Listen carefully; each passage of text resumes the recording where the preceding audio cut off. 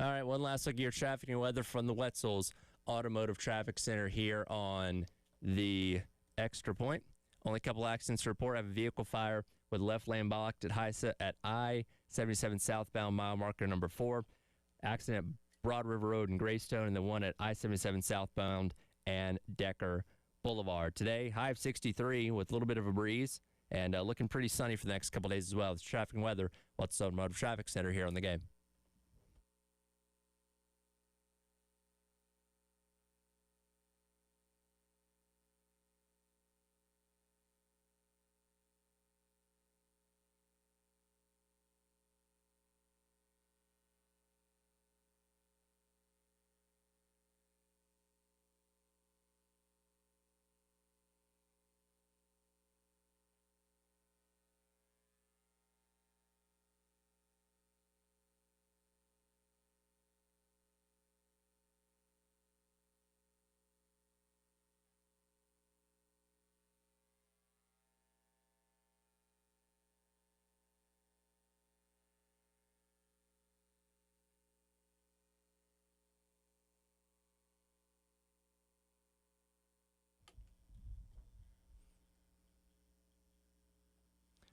Nine o'clock on your Thursday morning. Welcome in. It is the Extra Point.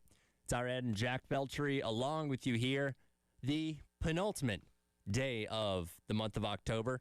Tomorrow, Halloween. Then Saturday, we get into the final month of the regular season of college football, the month of November. But before then, Halloween. Looking forward to that. Jack, saw you partook in your own Halloween festivities last night, as you told us about yesterday. How was the party? The fit looked good.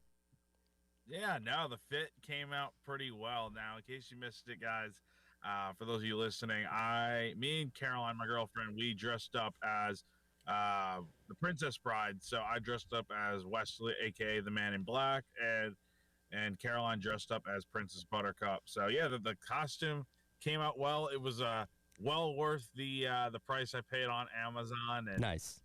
Everything came in, everything fit, and it was fun, man. It was a good time last night. Now, what was the most creative costume that you saw? Oh, well, Elijah was dressed up as Batman. Nice. I saw him last night. I will give Jordan K from the state a lot of credit. Him and his girlfriend, fiance, they dressed up as Costco workers. So, okay. Like, cool. He literally went to Costco, and because I think he has a Costco membership, and he asked if he can get a tag made, like the name tag that the workers will wear. Sure. And so they made it for him. They made it for him, his fiance, and his dog. So his dog was dressed up as a hot dog, and then they were dressed as Costco workers. It was very creative. So. That's pretty good. It's pretty good. I'm sure. I guess that's like a simple costume. You don't have to be too elaborate with that. No. Like he had like a red apron, a hat where he just put the Costco logo on it. Yeah. So yeah, it came out pretty well, I think. Now, was there like a contest for like best costume, or just everybody hanging out? No, it was just costumes required, and yeah, I don't think there was any contest, but it was a good time. Everyone dressed up. It was a lot of media people, but it was good, man. It was a good time. Very cool. Very cool. Well, looking forward to Halloween tomorrow. I've been eating plenty of Halloween candy. I guess I need to go get another bag because we're almost out. But that's the great thing about being an adult is I can go buy Halloween candy whenever I want. Nobody judges me.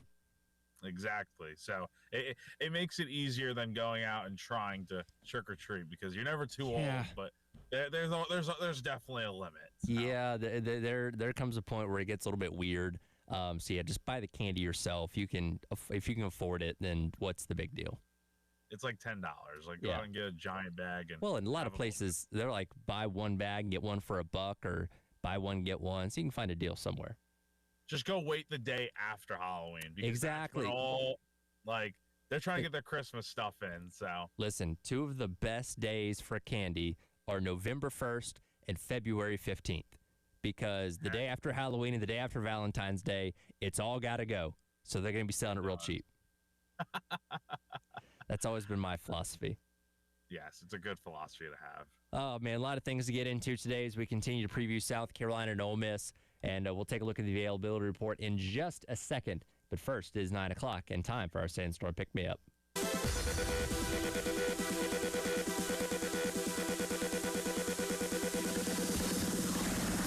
Hyped. Here's your 9 a.m. Sandstorm. Sponsored by George Sink Injury Lawyers. Just call all nines. It is time for your 9 a.m. Sandstorm Pick Me Up, brought to you by South Carolina's largest injury law firm, George Sink Injury Lawyers. If you've been hurt in the car or at work, call George Sink now at 803 all nines. A real quick before we take a look at the availability report for South Carolina and Ole Miss. Last night, game number 5 of the World Series. Toronto does it once again, getting the series lead up to 3-2. Trey Yesavage with a phenomenal performance last night. 7 innings, 3 hits allowed, 1 earned run, 12 strikeouts, no walks as he outduels Blake Snell and once again gives Toronto the advantages. Now they head back to Toronto for game number 6. The Blue Jays have beaten Blake Snell twice in the World Series. That's impressive. Mm-hmm. The fact they beat him once in Toronto was good enough, and you had to beat him once in this series to have a chance, but you've beaten him twice now. I know you're going to face Yamamoto in game 6 on Friday. I'm feeling very good about Toronto's chances to go out here and win one of these next 2 games. I know the Dodgers have been here before and they have the pitching to make it through, but very impressive by Toronto to win these last 2 games after that 18-inning marathon that, really could have gone either way. And the Blue Jays, had they won that game, they might win this series in 5 games in LA. So really impressive. They got to Snell early yesterday, and then Trey Yesavage. Look, I saw him a few weeks ago when he pitched against the Yankees. He's just the real deal and tough for a lot of guys to hit with that arm slot he has and that velocity. For those keeping up, by the way, that was only Trey Yesavage's 8th career start. Not 8th this season, 8th career start, and the first time he went past 5 2/3 innings, and he did that in Game 5 of the World Series. Insane. This kid he's had quite the journey this year, making it through so many minor league levels and then into the MLB with the Blue Jays not even that long ago and doing these things. It's crazy to think about. Yeah, it was East Carolina a year ago? Yeah. I think I saw this, the stat the other day, 16, 18 months ago, he was pitching for East Carolina in the postseason. It's just crazy to think about. Well, here's the thing. When you're a pitcher, when you have it, you have it. You know what I mean? I think, and look, talent displays itself in a lot of different ways in baseball, but pitching more specifically, if you're that good. Same thing we saw with Paul Skeens when he was at LSU and flew his way through the minors and got in the main roster for the Pirates pretty quickly. If you're good as a pitcher, you will not spend too much time toiling in the minors. You will climb the ranks pretty quickly. Oh, yeah, we've seen this. That's a good example right there with Skeens. You've seen it with Garrett Crochet. Chris Sale was quick through the minors, and Trey Yesavage is no different. If you have the stuff, you will be there. And he's delivering on every front so far, pitching on the biggest stage. So now Toronto has the opportunity to clinch coming up on Friday, game number 6, moving back to Toronto, 8 o'clock on Halloween. So we'll talk about that maybe a little bit more coming up tomorrow. But we do have the game coming up on Saturday, which will officially be in the month of November, which, by the way, yesterday we officially settled on Crowember as the new name. Crowember. Yeah, so, because again, like Beamer said in November to remember November, we found that kind of lame. We're like, we need to have more, because Cocktober is a good name. Cocktober is a very cool name.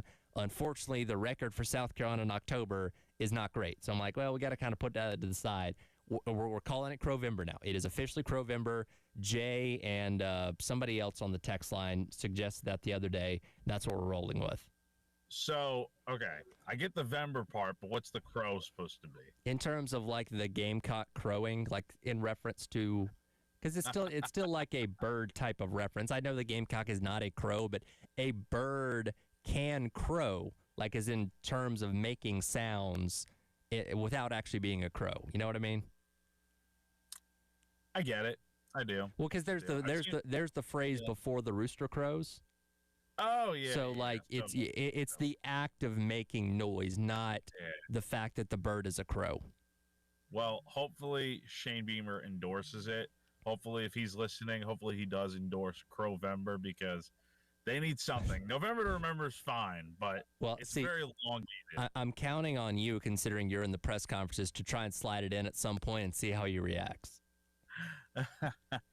Yeah, if they win on Saturday, maybe I'll ask. So, what's the nickname going to be for November? Might I make a suggestion? How about Crowvember? And that's how we get these things started. See, all it takes is one acknowledgement of it, and boom, then we take off running with it.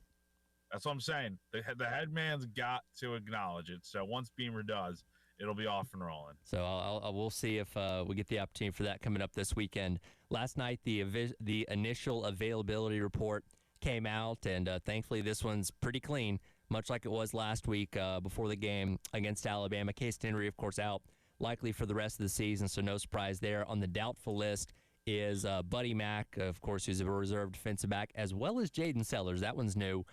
We don't know the exact nature of that, but obviously Jaden Sellers these past couple weeks, 2 weeks ago when Brian Rowe was suspended against Oklahoma, filled into that role and did a really good job, and obviously was very much involved in the passing game again last week, so definitely concerning that he's not going to be out there, especially considering the fact that he had built some momentum up these past couple of games. Yeah, no, he's definitely made an impact the last few weeks here and been very good for South Carolina, and it was a little bit surprising to see him on the list just because we just spoke to him on Tuesday during media availability. So definitely a bit surprising.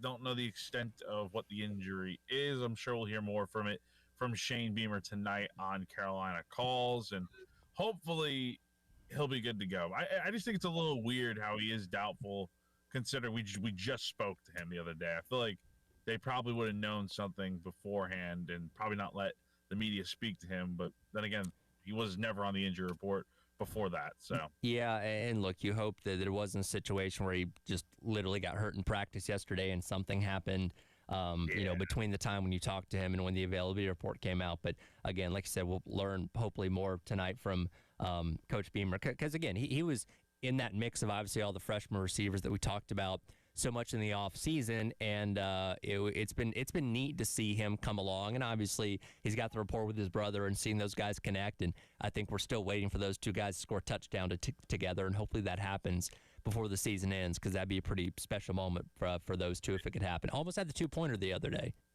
They did almost have the 2-pointer. So yeah, he's been nice for Sellers to have as a nice weapon there. And hopefully he's able to go this weekend, because it's not just because it's his brother. He's a good target. He's a good player to have in this offense. And the simple fact is he stepped up ever since he had the opportunity when Brian Rowe got suspended. Yeah, so again, hopefully it's nothing too serious there. And again, just because your list is doubtful on Wednesday doesn't mean that's going to stay that way. He's got a couple more reports coming out tonight, tomorrow, and then 90 minutes before kickoff on Saturday to hopefully improve and see if he can be out there and in the mix when the South Carolina's taking on the Rebels coming up on Saturday. We'll get into what the coordinators did have to say yesterday. Coming up next, including Mike Shula, who I think is contradicting what Shane Beamer had to say about the offense being simplified. We'll dive into that coming up next. It is the Extra Point. Tyler Head and Jack Beltry along with you on your Thursday on the Game.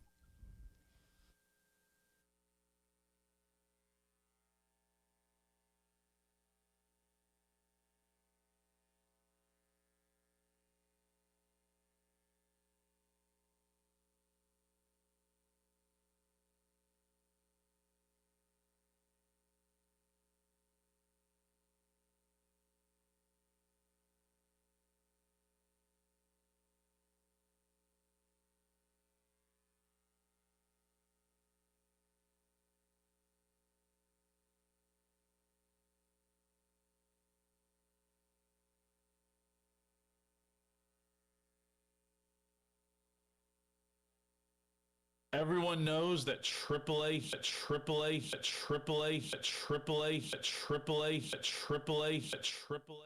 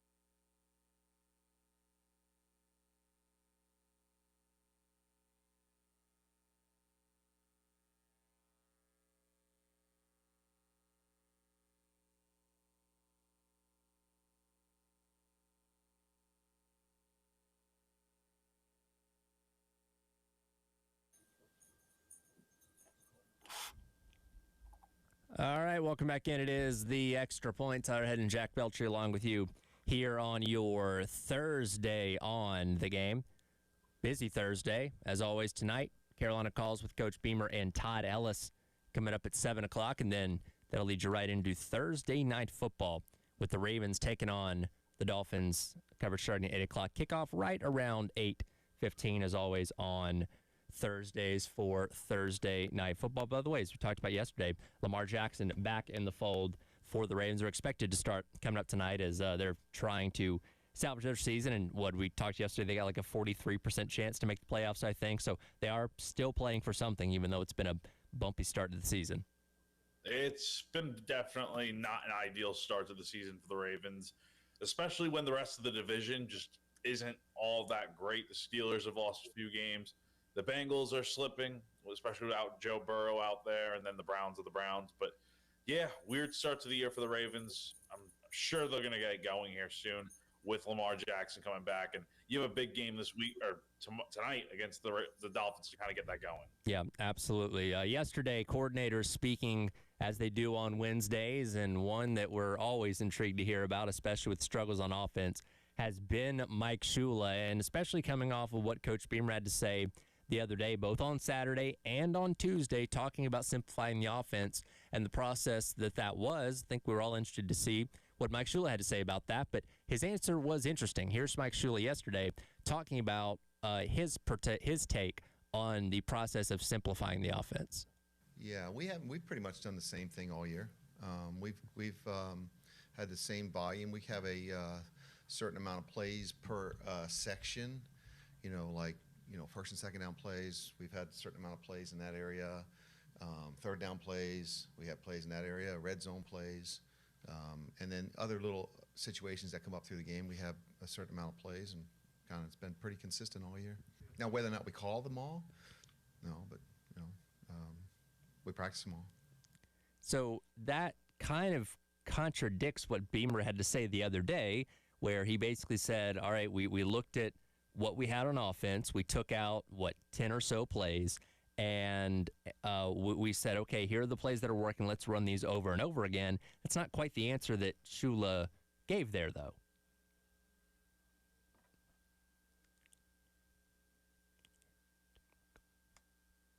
No, yeah. And, yeah, it was kind of, just not – it's almost like there was no coordination on that of, hey, when you're – inevitably asked about the offense, say so-and-so, so that way everyone's on the same page.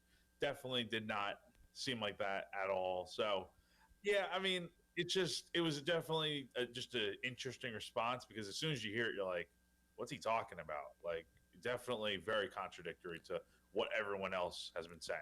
Well, and look, Mike Shula has been a former head coach before. He's certainly well trained in saying a lot of words that maybe don't mean a whole lot, during press conferences, and that's been the frustrating thing through the struggles of this offense. Is week by week when we listen to Mike Shula talk, we hear all the things that we want to hear. Where he talks about, all right, we're trying to get sellers more involved, we're trying to get the ball out quicker, trying to do this, trying to do that, and unfortunately through most games, we don't see those kind of results happen on the field in terms of how he calls the game. Saturday, though, we'll give him credit because that was his best called game of the entire year, and the offense had their best output of the entire year. Yeah, it was only one more point scored, all things considered, but over the course of the entire game, they looked the best they had so far this year, and quite frankly, that's one of the few things on this team that is giving me a little bit of hope right now going in these last 4 games that they could potentially, because they're going to have to pull off an upset in the next 2 weeks and obviously beat Coastal and Clemson too.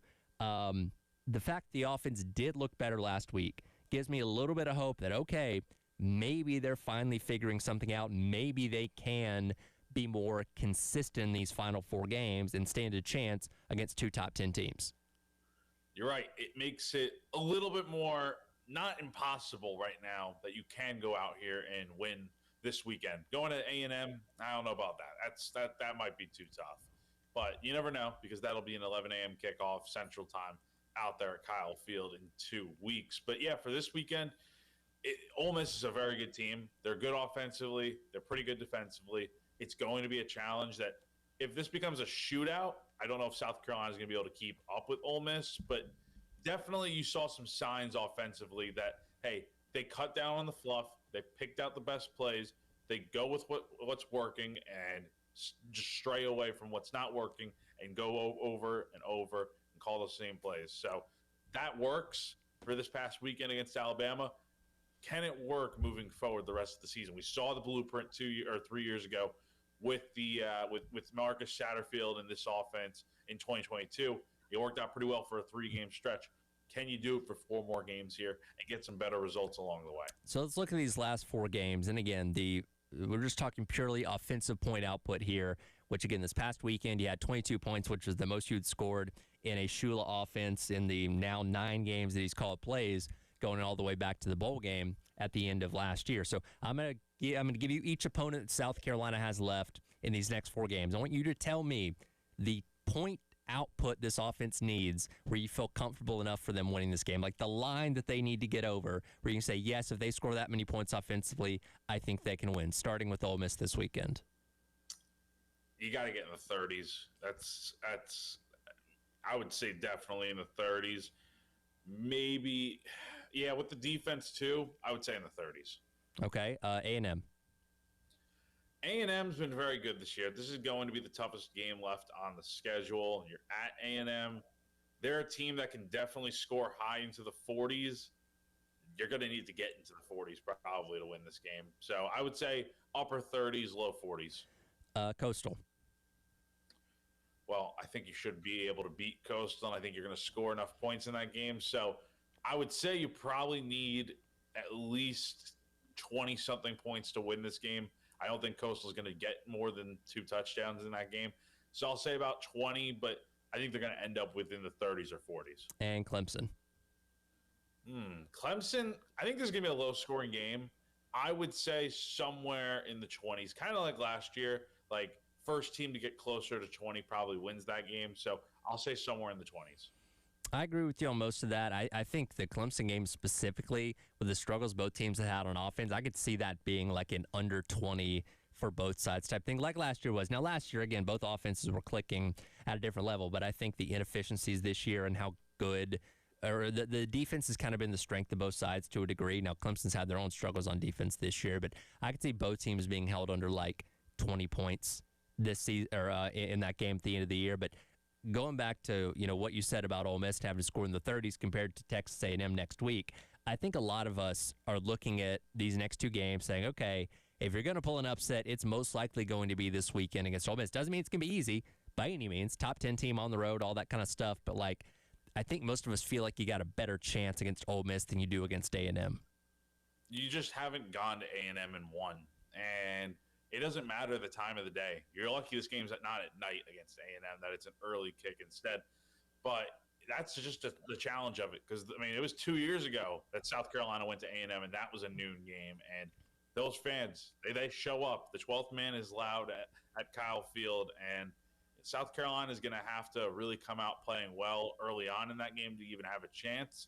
But A&M's unlike anything we've seen before with just how dangerous they look right now. After going into Baton Rouge and scoring 49 points, they look really good right now. But that's 2 weeks from now. It is. The task at hand for this weekend, you have a chance, but you're going to have a lot of things go your way, just like they did against Alabama. Yeah, A&M's got a better defense than Ole Miss does. And again, we're hoping that the momentum the offense had coming away from last week carries over into a team that is good at some things, and they can get after the passer. Their sacks kind of come in bunches, which we'll get into, coming up here in a little bit. But you feel better about your offense's chances to have success against Ole Miss's defense compared to A&M. So, yes, in terms of going 3-1 in the to end out the regular season to make a bowl, to me, it's got to start this weekend. Has to. You have no choice at this point but to win this game this weekend. Otherwise, I just don't see you going bowling at the end of the year. And look, you've got your back up against the wall at this point. You're going to have to go out there and really pull some things out of your bag of tricks if you want to win one or both of these games coming up the next couple of weeks. And that could include being very aggressive when it comes to 2-point tries after touchdowns. Jody Camillus yesterday was very fired up about the conversation around 2-point tries coming away from the Alabama game. Let's hear that coming up next as the Extra Point rolls along. Tyler Head and Jack Beltry along with you on your Thursday on the game.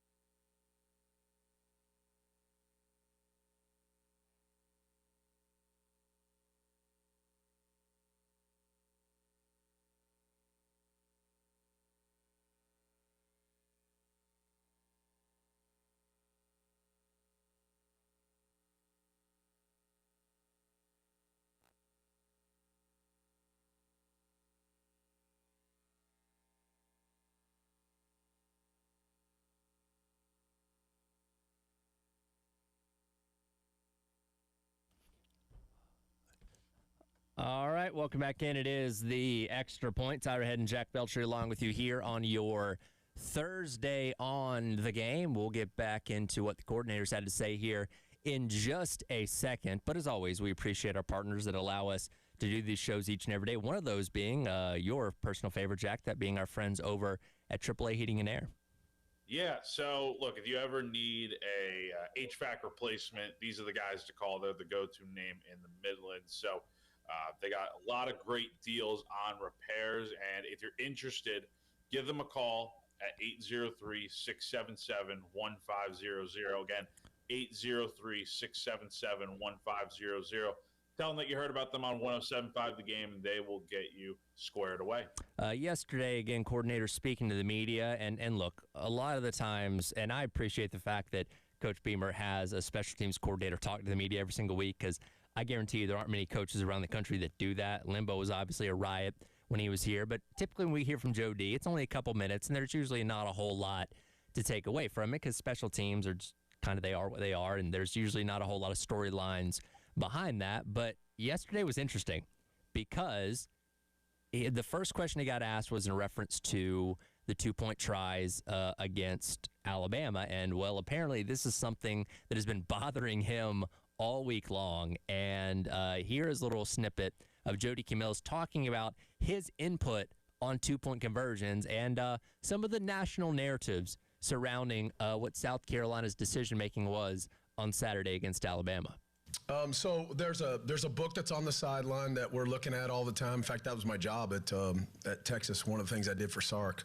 But Coach has the ultimate authority over that, and obviously he has his own looks at it. But he definitely takes counsel from others. He definitely is into it as far as the game goes, which is what he should be doing, in my opinion. So again, those books are always good as data points and information, in my opinion. I think. There's a lot of announcers out there right now that, in my opinion, first of all, most of them haven't coached a day of their life, and they've all got an opinion on, when you should go for 2, when you shouldn't go for 2, all that kind of stuff. I think it's a joke, in my opinion, because I don't think they've been in that arena, and I don't think they really, other than talking to other people, that's how they get their information. So if you're asking me about that, I think it was a good call. I think he made what he felt like was the best call for us, and, you live with it and go from there. I mean, obviously, everybody has the if this, then that. Well, it doesn't work that way in football. I mean, you got to make a split decision, and you got to make it quickly. So I thought it was the right thing he did. And again, some of those gurus out there that don't think it is, tell them to call me. I'd love to have a conversation with them, because I've seen those situations for about 40 years now. That's it. Sorry, didn't mean to go off on a tangent, dude. So I'll take that as confirmation Joel D. Camille is not a fan of Joel Klatt's podcast. Yes. So, yeah, Joel Klatt the other day, he does with Fox Sports, calls the big game of the week at noon on Fox, and he was definitely critical of South Carolina with the 2-point conversion and not going for it in the fourth quarter there, if I'm remembering it correctly. They had an opportunity, well, they went for 2 earlier in the game with Jaden Sellers, didn't get it, and then the one later in the game that could have put them up by 9. Look, he's right.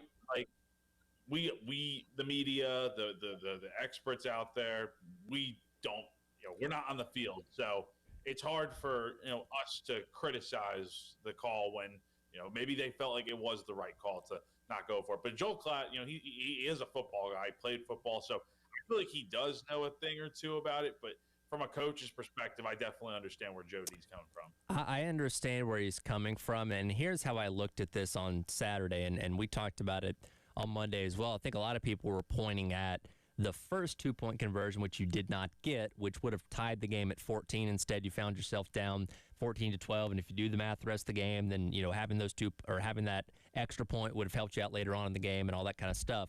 If the rest of the game ended up shaking out that way. But I was more on not going for it the second time, where you could have been up theoretically 23-14 as opposed to 22-14. And I get it. They got the book and the statistics and all that kind of stuff. My thing with that, though, was you're 3-4 at that point in time. You've got the number 4 team on the ropes. To me, that could have been a kill shot, right? Because you were up. That was 10 minutes to go in the game in the fourth quarter. You could have been up by 2 scores with 10 minutes to go against an Alabama offense that was struggling. And look, if they go down the field and still have their same 14-play, 79-yard drive that eats up 8 minutes, well, that doesn't really help them out a whole lot because they still have to get the ball back one more time and score because they would have been down by 2 scores instead of 1. Like, you can give me the stats and all that kind of stuff that tell you otherwise, but for me, it was just about being aggressive in that moment where, again, I feel like you don't have anything to lose at that point, so why not? You know what I mean? Sometimes you just need to go with your gut compared to what the analytics or the book tells you. Like, sometimes you just got to go with what you feel like is best in that moment. Now, not saying it's not what happened, but that's just my opinion on it, where sometimes just trust your instincts. Like, you're like, the coaches are smarter than the books in some cases. I think just sometimes, like, the situation calls for it, and I think it did there. But again, I'm not faulting South Carolina for not going for 2. They did what they felt was right. Sure. But in that moment, what do you have to lose going for 2? If you don't get it, it's still a 7-point game. Yeah, no, and I understand the reasoning that Jody Camillus and Beamer and all of them have for making the decisions that they did, but just in my mind, again, I haven't coached either, so I'm not on the same level as Jody Camillus as this. I just saw an opportunity where you could have been really aggressive and maybe put the game out of reach against an offense that was struggling. That, again, hindsight being 2020, we could all go back and change things, but I would have been more supportive of that decision being made late in the game instead of what they decided to do. But it begs the question in my mind, as you go through these next 4 games, again, you have to upset one of the next 2 teams that are currently in the top 10 in college football, and both teams seem to potentially be destined for the college football playoff at this point in time. I mean, if you told me right now, Jack, Carolina did not kick another extra point the rest of the year, I wouldn't have a problem with that. Now, yes, there are some situations where it makes more sense to go for 2 points compared to others, but from just a purely being aggressive standpoint, I wouldn't be mad if they said, you know what, we're going to gamble every single time. We're going to put a foot on the gas and we're going to take chances and see what works out and see how much it benefits us. Like, I would not, with the position you're in right now, I would not have any problem if that was the mindset they employed for the final 4 games. Yeah, no, I agree. If they feel that is necessary, then for sure. I mean, what do they have to lose at this point besides more games and getting out of bowl eligibility? You already backed up into a corner where you need to win 3 of these next 4, and it's going to be a near impossible task considering the next 2 games you have on your schedule against top 10 opponents on the road. And, yeah, you're going to have to get a bit creative. Maybe, and I don't think this even just applies to the 2-point conversions. Maybe also running some more fake punts or just trick plays, just stuff that will give you a better chance to win the game and also catch the other team off guard. That's honestly the tone you need to set probably right away here against Ole Miss, whether it's the opening kickoff or just early on in this game. Kind of like you did last year where you ran the fake punt, but this time hopefully you get it. Well, and I agree with you. I think being more aggressive on 4th down falls in line with that kind of stuff too. But to me, especially if you are turning in the right direction with your offense instead of relying on the fakes, because again, you're known for this now. Oklahoma sniffed out your fake punt the other day, just like Ole Miss did a year ago. Like, they're going to be looking for it. You're a team that's desperate. Every time they line up for a 4th down, a punt, a field goal, whatever it may be, the other team's going to be prepared, as they should be, for you to run something tricky to try and get a first down.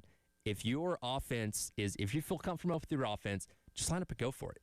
4th and 2 at your own 48-yard line. Just go for it. Run a play. Put the ball in Little Rosel's hands, whatever it may be. Like, you don't even have to hide it. Just be aggressive and go for it. Like, again, with where you're at right now, you really don't have a lot to lose. Why not be aggressive? Why not go for broke, throw the kitchen sink at it and see what sticks? Like, again, not every situation is going to call for it. And if you're in 4th and 12 from your own 20, don't go for it there. Punt and play defense. But if it's close and you're in a decent area of the field, why not? Just go for it. You're right. If you said it exactly perfectly there. If the situation calls for it, like, yeah, don't go for it at your own 10-yard line and run a fake there. Like, don't do that. But if you're near midfield and you have any chance, because you're going to have to score points on Saturday to win. You're going to have to score 35, 40 points probably, somewhere in that ballpark range to win. And you're not going to do that by punting near midfield. You have to take some chances, take some gambles, and worst case, trust your defense to go back out there and do their thing. More times than not, I feel like this defense is going to be able to come through for you on Saturday. It's just, can you score points? From your own 40-yard line to, I'd say, all the way up into the opponent's, 30, because field goal kicking's been a little all over the place for Carolina this year with William Joyce. For those, 40 yards or 30 yards of field position from your own 40 to the other team's 30, if you're in fourth and less and 3 or less at any point during the game, I'm in the camp of go for it. Again, it doesn't have to be a fake punt. You can just line up and go. But again, I would want to see them be aggressive in those type of situations because, again, you've got your back up against the wall. Why not? You're going to have to. You're going to have to do some crazy things in this game that may not be orthodox by any means, but sometimes that's what it takes to win. You need to force Ole Miss to make some mistakes, but you need to get a little crazy yourself. And if it doesn't work out, it's going to be subject to a lot of scrutiny, and everyone's going to be like, oh, what are you doing going for it here? But I think in hindsight, you kind of just respect it because South Carolina does need to win this game on Saturday just to have a chance to even think about getting bowl eligible. We'll dive into a lot of Ole Miss coming up in the next hour, but coming up next, is College Game Day getting stale with their locations? Reese Davis spoke about that yesterday. We'll talk about that coming up next to wrap up the hour. It is the Extra Point. Tyler Head and Jack Beltry along with you on your Thursday on the Game.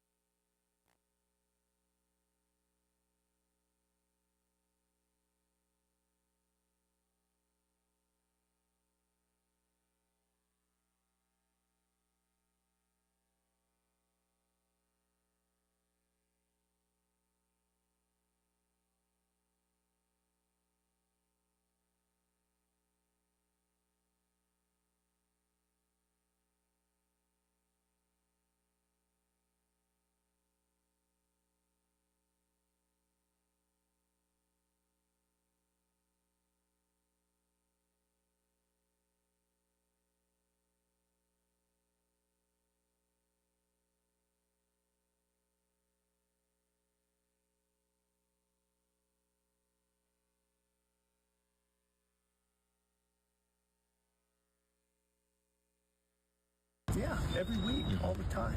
I mean, this is probably going to get me in trouble. I'm pitching Battle of the Ravine in a few weeks, depending on what else happens. You always try to go where the best story is for that week. And you try to judge what the buzz is. And you also try to look at the landscape. You can get in trouble making every decision looking 3 weeks down the road, especially early in the season. But you do try to take inventory of what the landscape looks like over the next month. And there are opportunities I sort of reading between the lines of your question. And beyond the Power Four, there are numerous opportunities. Welcome back in. It is the Extra Point. Tyler Head and Jack Beltry along with you here on your Thursday on the Game. That was the voice of Reese Davis yesterday, the host of College Game Day, as they get set to make their first trip to a non-SEC and or Big Ten game this weekend, as they'll be in Salt Lake City for the number 24 Utah Utes taking on the number 17 Cincinnati Bearcats. And there's been some accusations against Game Day of being a little bit more stale when it comes to their choosing of locations. And Reese Davis there talking about wanting to be a little bit more adventurous with places that they go. And he brought this to my attention yesterday, Jack, the Battle of the Ravine, which for those that don't know, is a rivalry game between Division II Ouachita Baptist, I'm not sure I'm pronouncing that correctly, and Henderson State, which are two schools that are quite literally right across the street from each other. And they play coming up here in a couple of weeks, and that would be hilarious if Game Day was there. But I feel like, and I went back and looked at this, Jack, Game Day always, every single year, seemed to have that one game that was really kind of out there. They go to like a D3 school, they go to an FCS school or something like that. And in the past 2 years, that hasn't happened. The last year, they did not go to any games outside of the FBS or outside of Power 4. And this year, again, we're in November, and this is the first time they've gone to a game outside of the Big Ten or the SEC.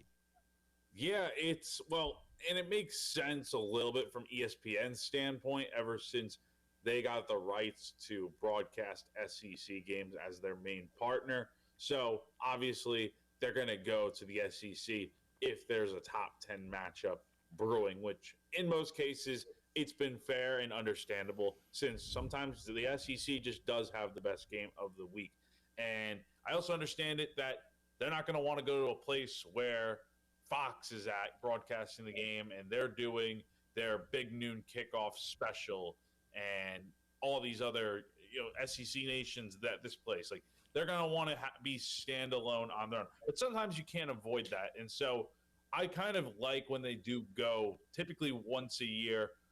Usually it's the week before the rivalry weekend where there's just not a lot of great games. Yep. A lot of FCS teams are playing FBS teams.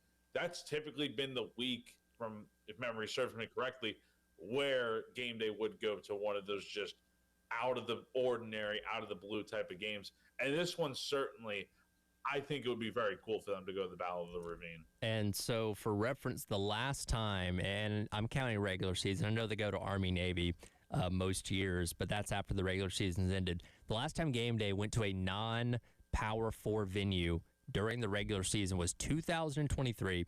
It was, late November, Appalachian State taking on James Madison. That was a Curt Cignetti coach James Madison team, by the way. App State won that game in overtime. It's been almost 2 years since they ventured away from the Power 4, and I get it. This is where most of the stories are and those kind of things in college football, but I did always love, all right, we're going to go to, D3 Harding State or something like that. I don't know if Harding State's in D3. I'm just throwing that out there, but something really off the wall and random, like once a year. And unfortunately, in the past year and a half, that hasn't really been the case. And I would love to see them kind of switch it up and go back to that. No, I mean, they need to go back somewhere like that. Unless there's just a matchup that you can just not pass up here in 2 weeks, I think this should be probably right up there. And both these teams are pretty good, both 5-3 so far this year. And it'll be the regular season finale for the Division II with this game, just because D2, FCS, they kind of end a little bit sooner than the FBS teams do since they got the playoffs ramping up. But this is a game that I just think it's so unique and so interesting. I'm sure there's other good games out there, but I think they should probably do the right thing and go to a game like this. And I'm sure there's a kid at one of those schools that would love to win a ton of money from Pat McAfee's kicking challenge, which give credit to the kids this year. They've been doing a really good job making those field goals. Oh, yeah. I mean, the kick the other day by the kid from Vanderbilt, that was like teams need him. Like, honestly, South Carolina probably needs to make a call right there to that kid. And Diego Pavia's confidence definitely rubbed off on that kid because he was the most confident kicker that I've seen on that challenge so far. No, that was awesome to watch. That was so cool. That kick would have been good because what is that, like a 30-yard kick? Yeah, I think so. That kick's probably good from 45 or 50. Could you make a 30-yard field goal if I put $100,000 on the line? No. Have you ever attempted a field goal in your football career? Yes, you did. I have. Well, you did. in a game, no. Okay. Have I ever tried kicking a ball through the uprights? Yes. How far? How did it go? Yeah, probably like 15, 20 yards. Like, yeah, 30 yards. Like, it looks easy, and it's easy to criticize kickers, but it's definitely not easy. It's different when you put it in perspective. That's 150 feet. You have to kick a ball 150 feet high enough in the air to go over the crossbar. Yes, and you're also doing it for a boatload of money on College game day. Yeah. With a lot of pressure. No pressure. Well, we'll see if a kid in Salt Lake City can make that kick. Coming up on Saturdays, again, they'll venture outside of the Big Ten, the SEC, for the first time this season. We'll get Wes Mitchell in here coming up next for the Garnet Trust Hour presented by Krantz Cooling Heating. Really dive in to Ole Miss and take a look at Trinidad Chambliss and what the numbers say about him and how tough of a challenge he is going to be. That's all coming up next. It is the Extra Point. Tyler Head and Jack Beltry on your Thursday on the game.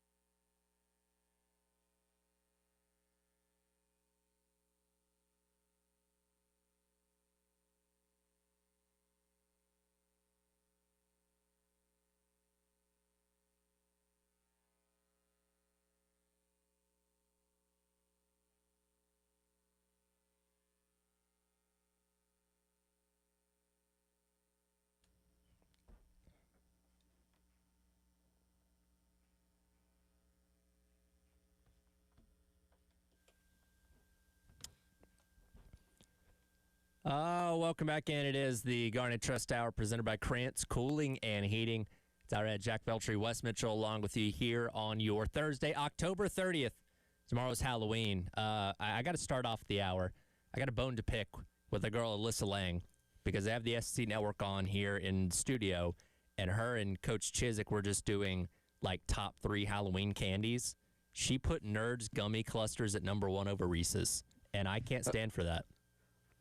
Guys, I have a story. Oh boy, it's not really story time with Wes. No, it's not really a good story. As I said that, I was like, man, I'm setting the bar a little too high here. But real quick, is that candy trending right now or something? Is that a new thing? Is it a big thing? I feel like it's been around for a while. I had never heard of it. I had never had it. I had never. So I got in a playful argument, just joking around. Sure. When I was getting my haircut yesterday because somebody had some of those out on the counter. Yeah. And they were kind of talking about, oh, it's the best candy of all time. And I was like, that's not the best candy of all time. No. But I had never even had it or heard of it because I'm thinking, for me, it's going to be the best candy of all time. It has to have chocolate. Sure. For me, the answer probably changes by the day. Reese's would definitely be in there. Mm-hmm. Some days Snickers would be in there. Some days Kit Kat would be in there. Some days, if I'm in the mood, maybe even a Twix. All right. It's got to involve chocolate for me, period. I completely agree. Period. But I will say, so I offended this woman so much that she gave me one to try. All right. I will say, among the non-chocolate, candies, pretty good. Jack, what's your mileage on Nerds Gummy Clusters? I've had them before, not often, but because I feel like they are kind of like a newer thing. I've had them maybe like once or twice before, maybe like the movies or something. I think Caroline's gotten it before. It tastes pretty good. But Wes, I got to ask, how did you pronounce Reese's? Let me just make sure I heard you correctly. Oh God, I have no idea. I don't know. What do you just say it? You don't know. I don't know how I said it. I don't know. Well, you say it the way you say it. Just say it again. Reese's. Reese's. Reese's. No. Reese's. Reese's. Reese's. Incorrect. With the where is the extra I in the Reese's there? I don't know what you're talking about. There are 2 different ways to pronounce it. There's the southern way, and then there's just the normal way. Okay, Jack. Here's the thing. Here's the thing about the Nerds Cluster thing. Okay. And I'm not. I do. Since we had a baby, I've not been very good at getting in the gym and working out and exercising. I do, in theory, and certainly used to, try to take care of my health a little bit, but I eat sweets all the time. Even as someone who eats sweets, one of those Nerds Clusters, the amount of sugar, I don't know how you eat more than one of them. Okay. Like literally one cluster, because it was probably the sweetest thing I've ever eaten in my life. They're not that big though. They're just they're very tiny. Yeah. But I get what Wes is right though. There is probably, I don't even want to know how much sugar there are. The grams of sugar in one cluster, like the mileage per cluster, it's like 1,000 grams of sugar. I don't know if it's 1,000 grams of sugar. I think you're being a little dramatic there. You don't think about those things when you're eating candy or sweets or whatever. You just kind of do it and then you go work out the next day. I know I've had this before, but I'm going to have to try this again sometime this week to get a new assessment on this, because I can't put it over Reese's Peanut Butter Cups, because that's my all-time favorite candy. But I will give it another try and see what my take on Nerds Gummy Clusters is. That's all you can do is try. Yeah, but Alyssa Lang says it's the best Halloween candy there is. So, what's the rest of her list though? So it was only top 3, and I think she had Twix at number 3, which I'm not mad at that. Twix, good solid candy bar. Good. Yeah, Twix is good. Nothing wrong with that at all. Reese's is probably got to be number 1 though. Well, hopefully everybody has a lot of candy tomorrow. And again, if you're an adult, we can all just go out and buy as much Halloween candy as we want, and nobody judges us, because that's the great thing about being an adult. Obviously, once we get past Halloween, it'll be South Carolina and Ole Miss coming up on Saturday, 7 o'clock. Tyler. Yeah, I know. 7 o'clock kick out there in Oxford. Pregame coverage starting on Saturday at 2 o'clock with Gamecocks Game Day with myself and Elijah Campbell. And as we dive into the specifics of this team, of course, the Central folks, we talked yesterday a lot about Lane Kiffin, but the star of this team has been Trinidad Chambliss, who didn't even start the season as a starter. I can't think of a bigger steal in the transfer portal than them getting a guy from Division II Ferris State, national championship team, but still somebody that I don't think was commanding a lot of high NIL dollars that they brought in as a depth guy that has now come on and become quite literally one of the best quarterbacks in college football when he took over for Austin Simmons in the Kentucky game. I got a theory here. Sure. So they brought him in as a depth guy for sure. Did not get much pub at all. If you look at the rankings out of the transfer portal, the this doesn't even seem right. This says he was the number 36 quarterback out of the portal. He was lower on the list. I know that. Some of the other ones have him even lower than that. Like, all right, so the average, I guess, number 36 transfer portal quarterback, and he's playing probably like a top 3 quarterback essentially. And to me, I think Lane Kiffin found this guy. Well, to be clear, one of his assistants found him, first of all. So the story goes, they're watching this guy, and he had, like, no interest whatsoever. I think Temple maybe was involved or something. Like, the SECs were not involved. Right. And guy watches him and is kind of, like, looking around like, am I the only one seeing this? So he pulls in, they told this story on the game on Saturday, he pulls in like a couple other assistants and is like, guys, watch this guy. Like, am I off? And they all watch him and they're like, get Lane. So Lane comes in, of course, and Lane is like compared the guy to like Russell Wilson, essentially. And so my theory is that, yes, certainly, especially in the transfer portal era, you kind of had a way that this thing was supposed to go. You had a guy who was returning to more than likely be your starter. I wonder if behind the scenes, though, Lane was going, this guy might be our starter, but you don't want to upset the apple cart, so to speak, by being like, oh, yeah, we're bringing this guy in to start. You're going to let him fight it out. Didn't really get to campus, like these other guys in terms of being there for a bunch of years, or even I don't even think he went through spring. He didn't. He came in the summer. So he was on a crash course to learn everything. Maybe he didn't know this was going to happen, but I got a feeling from some things I read that Lane Kiffin had a feeling that he had found an absolute diamond in the rough in this guy, and he's been phenomenal for them, Jack. Yeah, no, you're right, Wes. You hit the nail on the head. It's a really interesting story there. And Austin Simmons was their guy coming into the year. I mean, keep in mind, this guy had backed up Jackson Dart last year, had the good game against Georgia where he came in and played well. And you're like, okay, this is going to be their guy heading into the year. He's at SEC Media Days back in July in Atlanta, and then he gets the start to open the year. And, I mean, he threw 4 interceptions in the first 2 games, and it just still threw for a lot of yards, still won the games. But it kind of felt like at some point with how his play was going, and like you said, Wes, I feel like they probably did have a feeling that once Chambliss was up to speed with everything, the talent has always been there. He's probably a more talented quarterback than Simmons at the time, and we've seen that now on the field over the last few weeks, ever since he's really, I mean, from the Arkansas game on, he's been their guy under center and just has been phenomenal. I mean, these stats, over 1,800 yards passing, 9 touchdowns, 1 interception.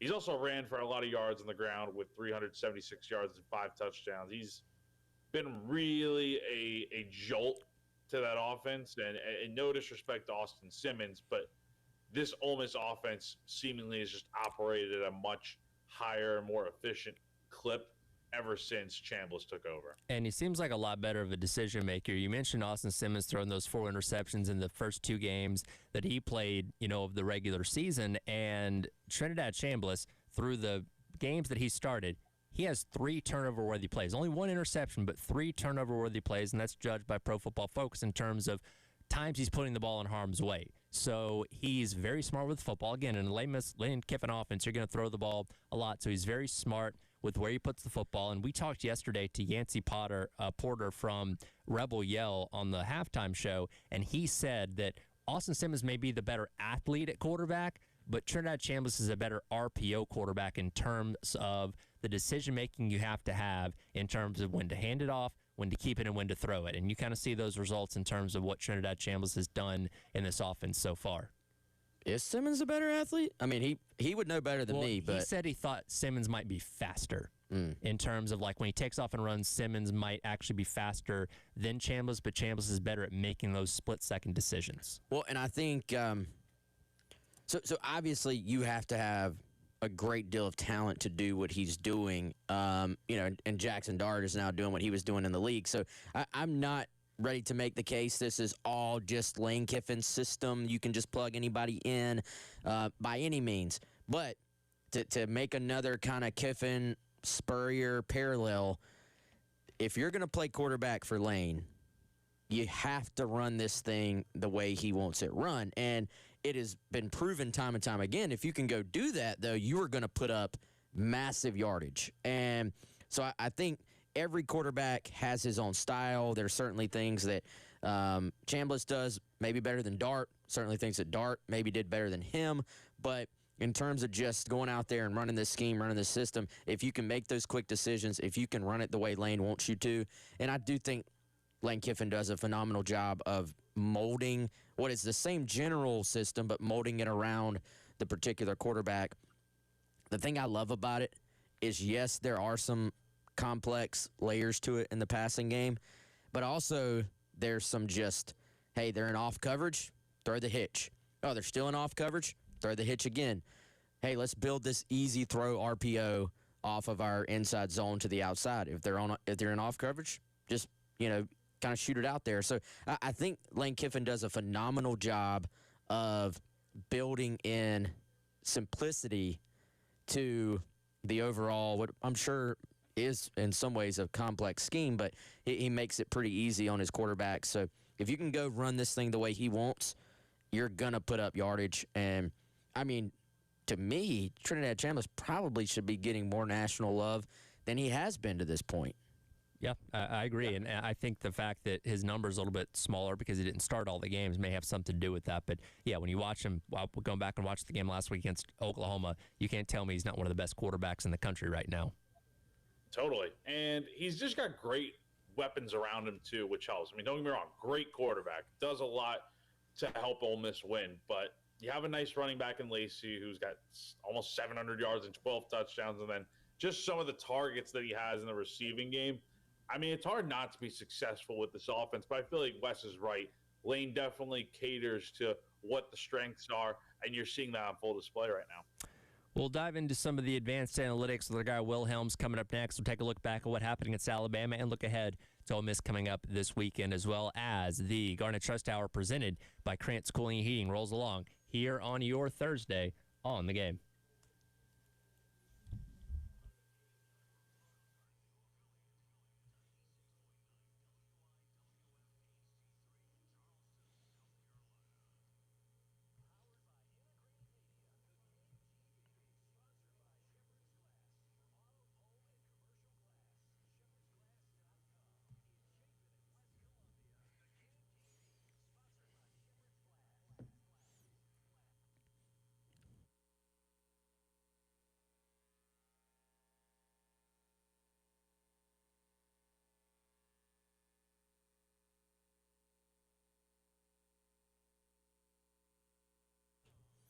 All right, folks, allow me to tell you about our friends over at Classic Roofing, classicroofingsc.com.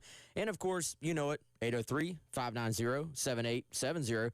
Maybe you didn't know that number, but you do now. Give them a shout if you are having any issues with your roof, either at your home or business. Of course, if you own a home and you want to make sure that roof is taken care of now so that you don't have any problems later, what you can do is call them up right now. Hit the free estimate button. What they're going to do is they're going to come out once you set that up. They're going to make sure you have all the safeguards put in place that you need for your roof into the future. Their team of experts, they're going to come out. They're going to take a look at it. What's the life left on this roof? Are there any issues I need to fix now to avoid issues later on? And just make sure you're completely covered and you have that peace of mind moving forward with that roof. Again, that phone number, 803-590-7870. Do what I do. Give them a call. And if you need more information, head to classicroofingsc.com.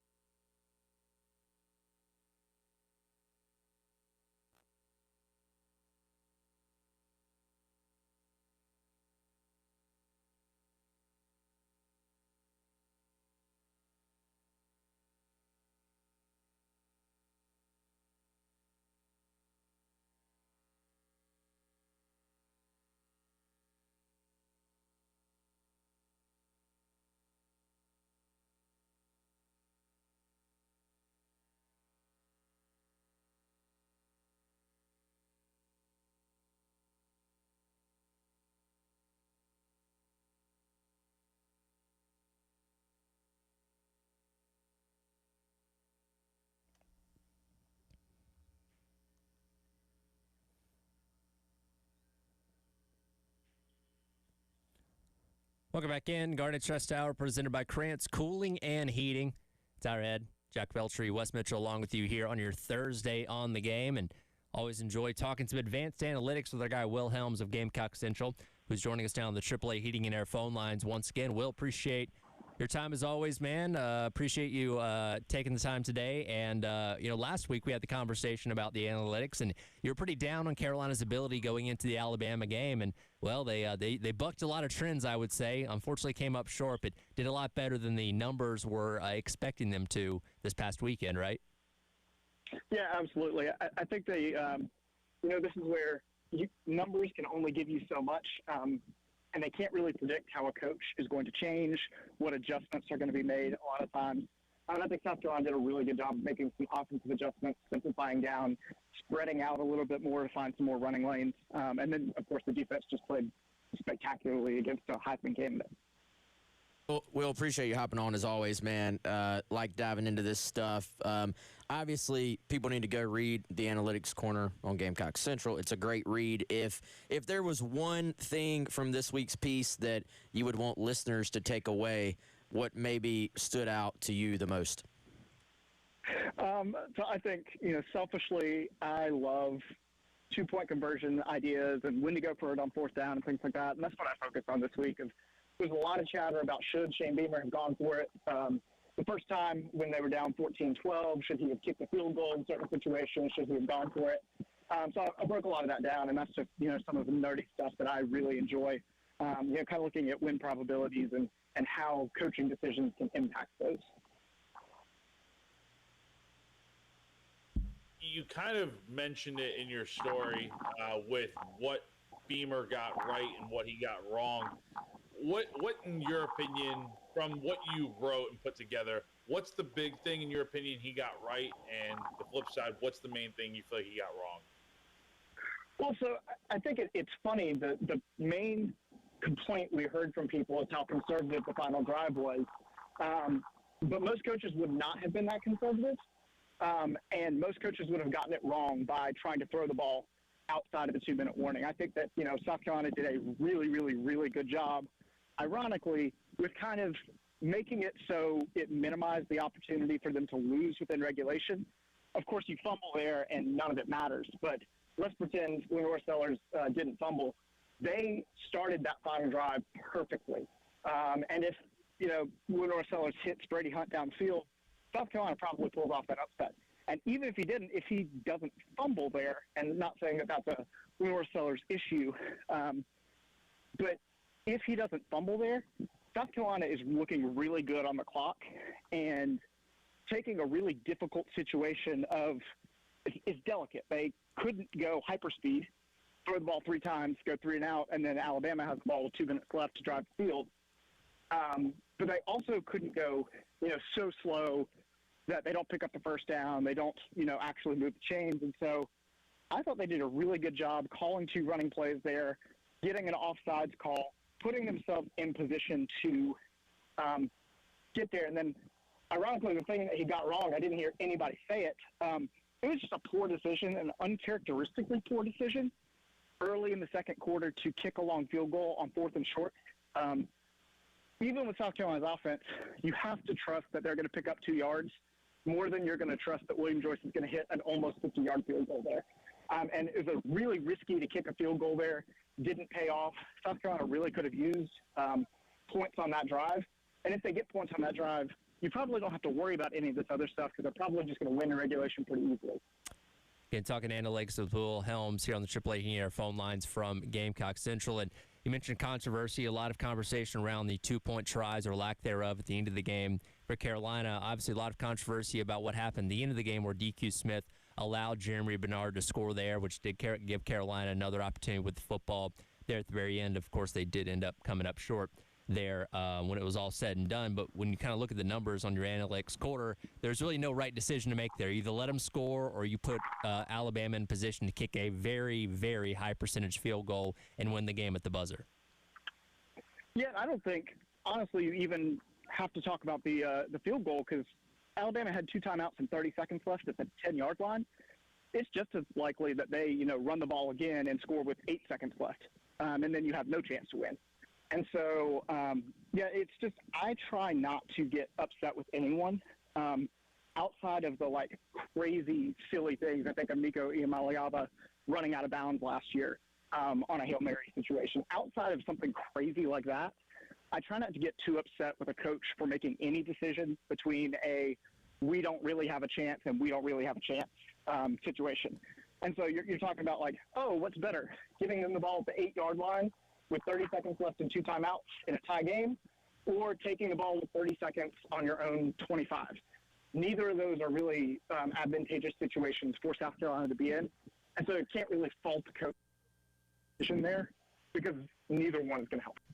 Yeah, and a kicker that hadn't missed inside 40, and I don't think I've seen a kicker miss against South Carolina in my lifetime. So doesn't feel that way. Yeah, it doesn't feel like anybody's missed in a long time. But, hey, let's bring it forward, Will. Ole Miss this weekend. Lane Kiffin just has a reputation for being one of the best offensive minds in college football. That's only kind of grown in my mind over the last couple of years. He continues to kind of mold his approach a little bit. What do the analytics tell you about this Ole Miss offense this season? Well, I think it tells you that I feel weirdly better this season than I think last season. I predicted a bad situation for South Carolina in that Ole Miss game just because there wasn't really a good matchup that you could look at and say, South Carolina's got an advantage here. This year, Ole Miss does not have a lot of firepower in the passing game. It's a lot more slow burn, slow approach, rather than look, that guy's running down the field for 80 yards again. And so you can't really look and say, there's this one receiver who is just so much better than anything South Carolina has to offer defensively. And so I think in that situation, you can maybe trust the defense to get a big play or two to put Ole Miss behind schedule and kind of see a similar situation playing out to how South Carolina kind of slowed down Alabama last week. Got about another 2 minutes here, Will. With South Carolina's offense and the positive things they did last week, what do you feel like numbers-wise? Like, what do you feel like it would take from that performance against Alabama for it to carry over against Ole Miss? Like, what did they do well, in your opinion, last week for that to carry over this week? Well, I think it's always going to come down to negative plays for South Carolina. You've got an offense that is weirdly not extremely explosive, decently explosive, but not as much as you'd like to see for an offense that routinely puts itself in second, third, and long. I think what they did last week is a really good job of getting 3 or 4 yards on second down. I saw a stat the other day. I don't have it exact, but South Carolina's like 125th in average distance to go on third down. And you didn't see that at Sun last week. You didn't see South Carolina sitting there in 3rd and 14 having to, make a miracle pass. They had a couple, but overall you saw a lot of 3rd and 2s, 3rd and 5s. And if South Carolina can do that against an Ole Miss pass rush that is not as good as it has been in the past, I think there's an opportunity, or at least a path to victory there, in the sense of being able to hit a couple chunk plays and stay ahead of the chains so that they're not relying on some 80-yard pass because first and second down didn't work, and now you're looking at 3rd and 15. Well, man, appreciate it as always. Good stuff on the analytics quarter, and we'll probably be talking to you again next week.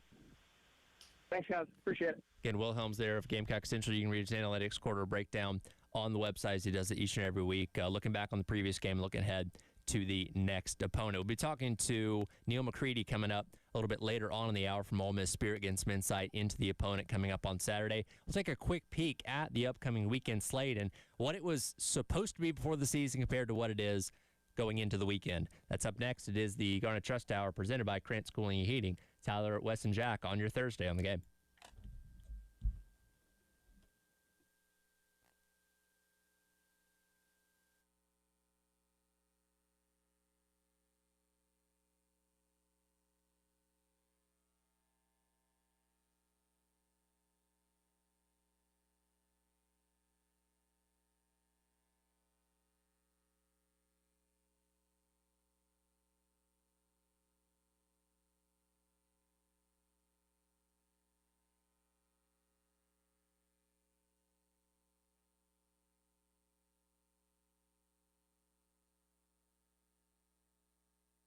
All right, folks, let me tell you about our presenting sponsor for this hour, our friends at Krantz Cooling. That's Krantz with a K, cooling with a K.com if you want more information. Since 1983, they have been helping homes around the Midlands, whether you're having heating or cooling issues, or if you just want to go ahead and get ahead on some preventative maintenance. Give them a call today, 803-672-3224. We've all had that feeling where you look around and you go, is it a little bit hotter in here? It's a little bit colder in here than it's supposed to be. You check the thermostat, and it is not heating or cooling to the number you're looking for. I had that exact issue, I guess, a couple months ago. I called up Krantz, again, 803-672-3224. Had them out, got everything fixed up. Great service, great explanation on everything that was going on. Just took awesome care of me. They can do the exact same for you. Again, KrantzCooling.com and 803-672-3224.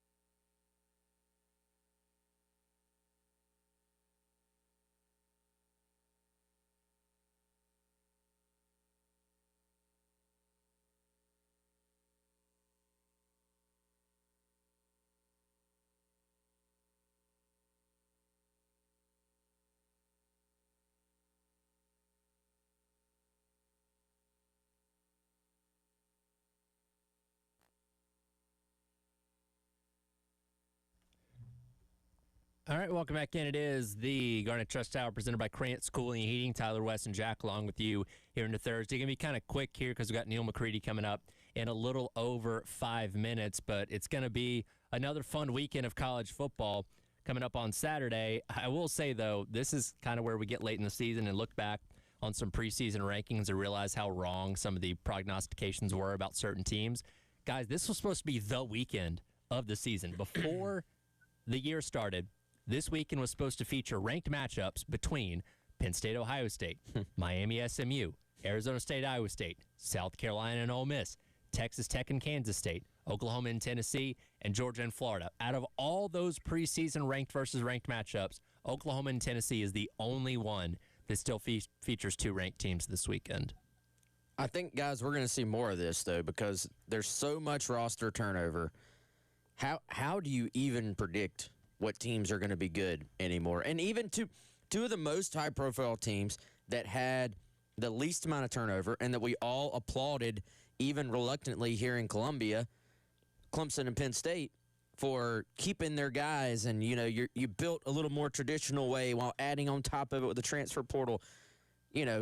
One of those teams has already fired their coach, and the other is having the worst year they've had in forever. So I don't know how you predict this stuff preseason even more. Even the schools on paper that you're going, there's no way they're going to be bad, have found a way to be bad. Yeah, Jack, when was the last time we had zero hype about Penn State, Ohio State going into a weekend? Gosh, I mean, probably 2016, right? Going into that whiteout, right? Because Penn State was unranked and Ohio State was, at the top of their game coming off the national championship. And I think that was probably the last time. And now, I mean, this is a 20.5 point spread that Ohio State's beaten everyone in their path this year. You expect the same for this weekend. Yeah, I know. It's crazy how much has changed. And again, Carolina's right there in that mix because this was supposed to be a perceived top 15, or Ole Miss was ranked 21 in the preseason, but a top 25 matchup between two teams. And now we're hoping Carolina can go in there and pull the upset against one of the best teams in college football. That's how quickly things can change, and we'll see what happens this upcoming weekend. We'll dive into Ole Miss a little bit more coming up on the other side. Neil McCready of Ole Miss Spirit going to be joining us and giving us the lowdown on the Rebels ahead of Saturday's matchup with South Carolina. That's coming up next. It is the Garnet Trust Hour presented by Krantz Cooling and Heating on your Thursday on the Game.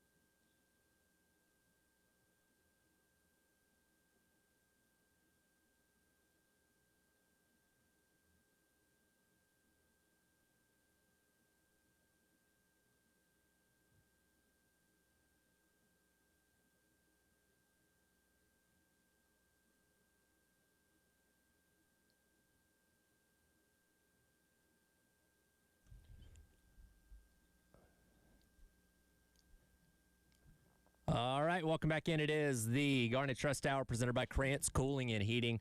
It's our head, Wes Mitchell, Jack Beltry, along with you here, wrapping up the hour on your Thursday. Looking ahead to South Carolina and Ole Miss coming up Saturday night, 7 o'clock kick, which you can listen to right here on 107.5.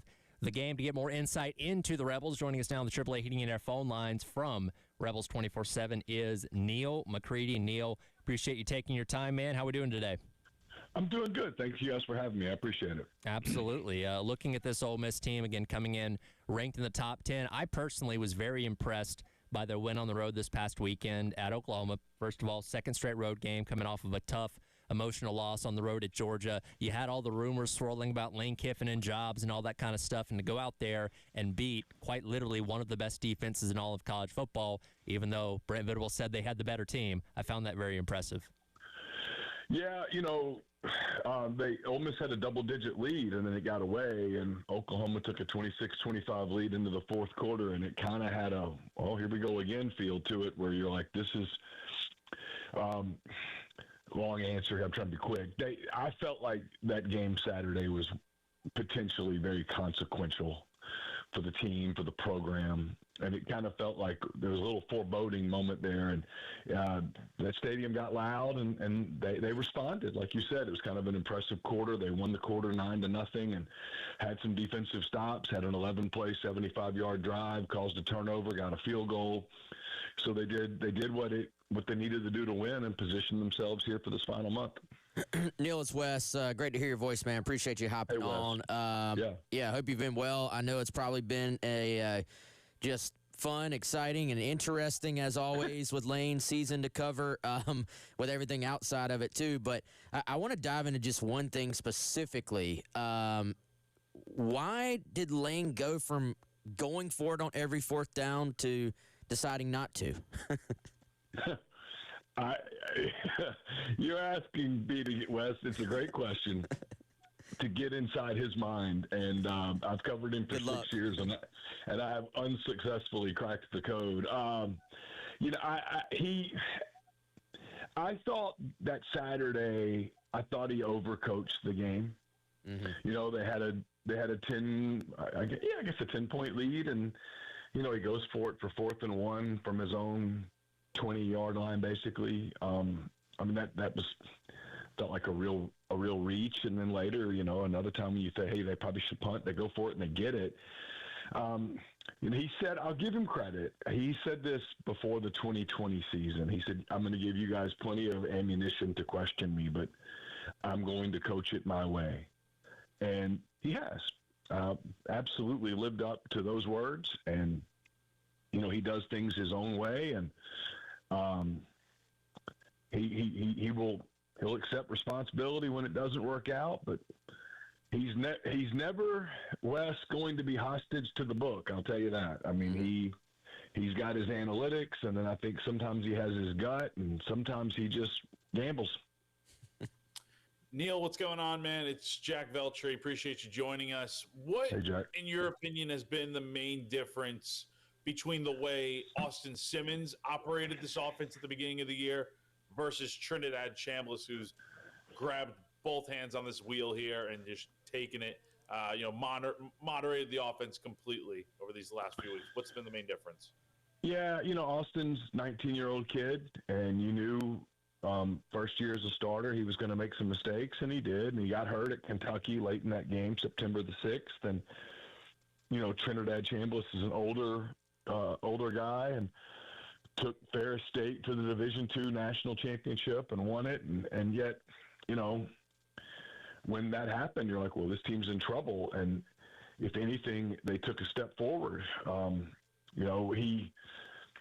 He's incredibly good with pocket presence, sort of knowing where pressure's coming. It's like I've said that he seems to play with like a rearview mirror on his helmet. He sort of sees things coming behind him that, he shouldn't be able to see. He definitely feels pressure and moves. He extends plays with his feet. He doesn't have the arm Simmons has at all, but he's one of those guys, and I don't know how we ever define this, but he just sort of has the it factor a little bit. I mean, he's not going to play in the NFL. He doesn't have the deep ball. He doesn't He's not going to throw that 55, 60-yard pass like Lenore Sellers is where you go, wow. It's not in his arsenal. But what he doesn't do is turn it over. I mean, this is like, I guess, game 6 or 7 for him as the starter, and he just doesn't throw picks. He doesn't put the ball on the ground. He sort of lives to fight another fight pretty consistently, and then every so often he'll just make a play where you go, wow, I didn't think he could do that. And he's just been very steady in that regard, and he's a fun kid. He's very charismatic, and his teammates like him. He always has a smile on his face. There's a lot of a narrative about, hey, these big environments in Athens and Norman are going to intimidate him, and because he played at Ferris State where they played in front of 700 instead of 107,000 or whatever, and he just doesn't seem to be fazed by that stuff. If anything, he's really enjoying it. He's a fun story. His college coach at Ferris State had to talk him into getting in the portal, which is a completely different. It's like, hey, you've won the championship here. Wow. You should see what else you can do, right?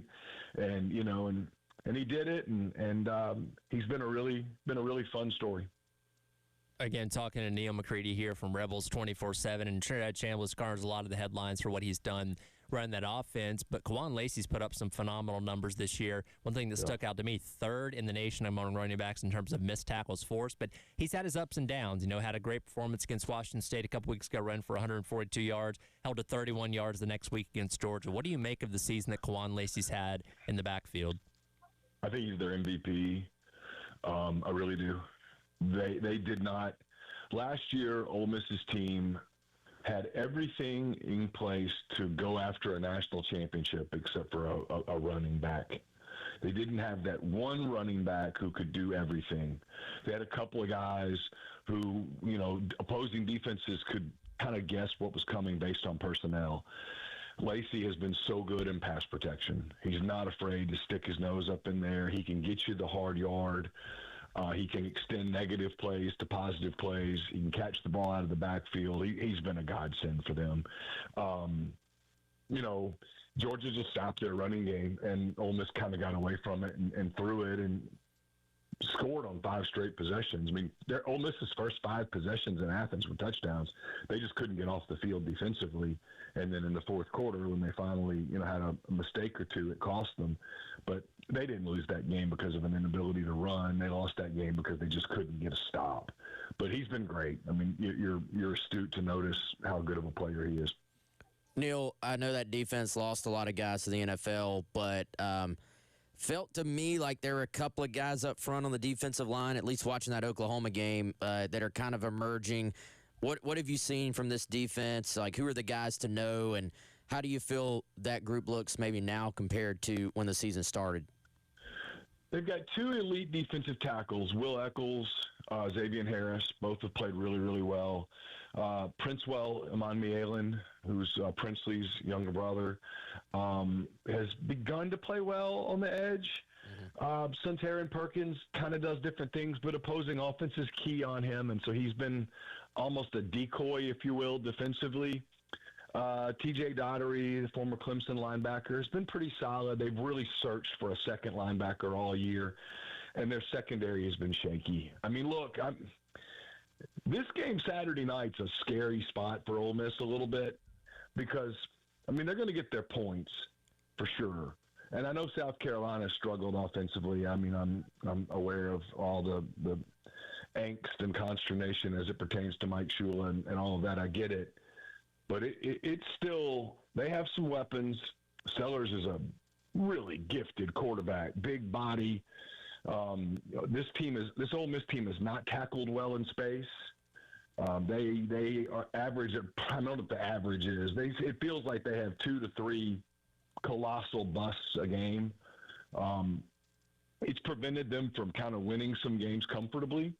And I won't be surprised if it's more of the same on Saturday night, where South Carolina's in this game a lot longer than people might think they'll be based on the betting line. Neil, let me ask you a follow-up to that. What do you feel like in this game, whether it's the defense, offense, you take this however you want, what are the 3 keys to this game for Ole Miss to come out on top?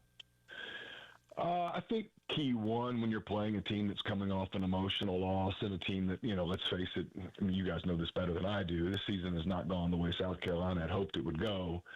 I think the key number one is you jump on a team early and you sort of send that thought through their mind of, well, this, here we go again. We're 3-5. What's the difference between 3 and 6?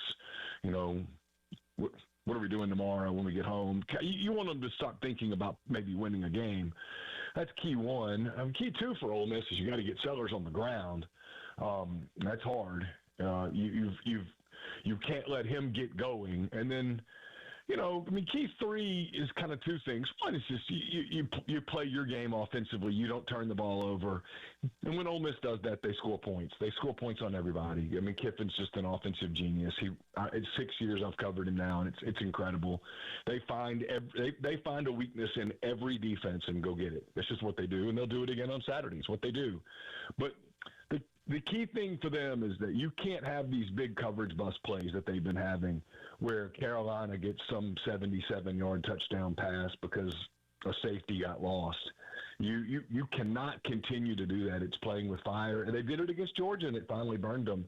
They've done it kind of all year, given up big plays, and it's the one thing when people talk about this team making a playoff run and stuff, and I'm like, man, you got to fix that. If they could fix that, I buy it. Otherwise, I just kind of keep waiting. It's the little kid that keeps putting his hand on the stove.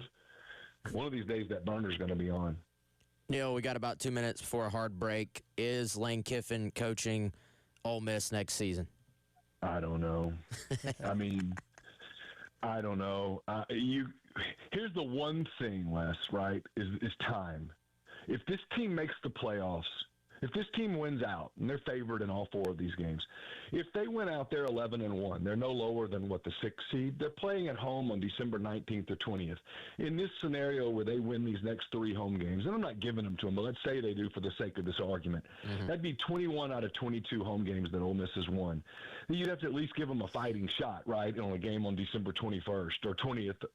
If they win that game, they're playing on New Year's Day. My point is this: how long is Florida willing to wait? How long is LSU willing to wait?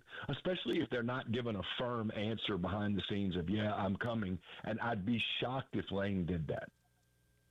It's going to be interesting to see. Again, he's always garnering the headlines, that's for sure. Neil, we appreciate it, man. Looking forward to the game this weekend and seeing what happens.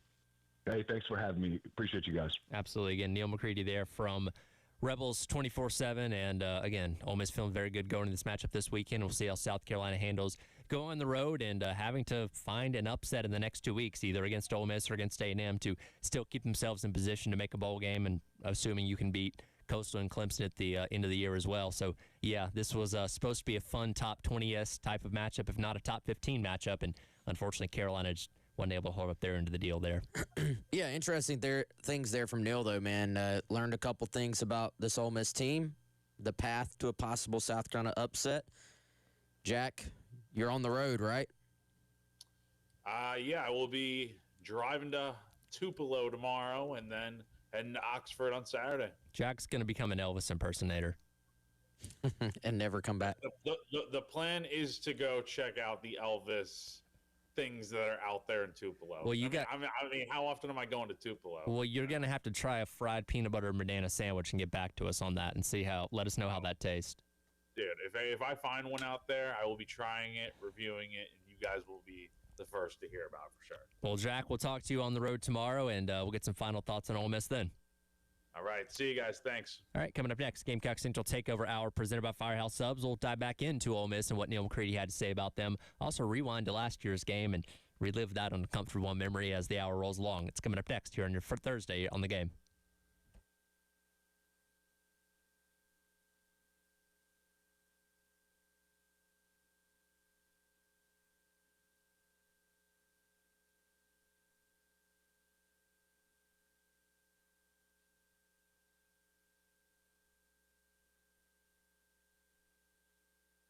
All right, guys, let me tell you about our friends over at Integrated Media. You're used to hearing about them here on the Game here all the time. IntegratedMediaInc.com is the website if you want to get more information about all their awesome services. They've been to my house. They've been to Chris's house. Let them come to your house as well and upgrade everything smart about your home. For me, it was kind of simple, working out, Gamecock Central, having a home office, I wanted to make sure that our internet streaming, all that was up to par. So we ran Ethernet, Cat 6 throughout the house and into the office. So for you, maybe you want your streaming services to have great service at all times, or maybe it's just as simple as kind of extending your home Wi-Fi to all over the house. Hang a TV, surround sound, maybe security and camera upgrade. If any of that stuff and everything in between sounds like something for you, hit up our friends at Integrated Media today. Again, that website, integratedmediainc.com. Promise you they'll take awesome care of you just like they did me.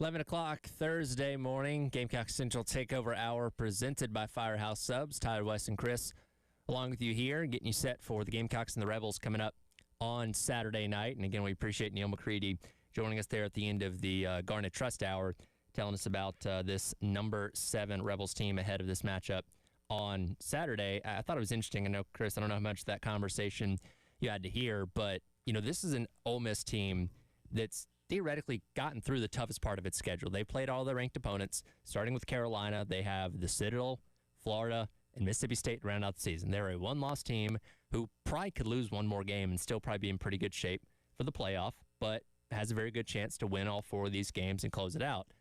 I almost wonder, though, for a team that's never been in this position, for a coach that's never gotten a team into a playoff, do they trip up?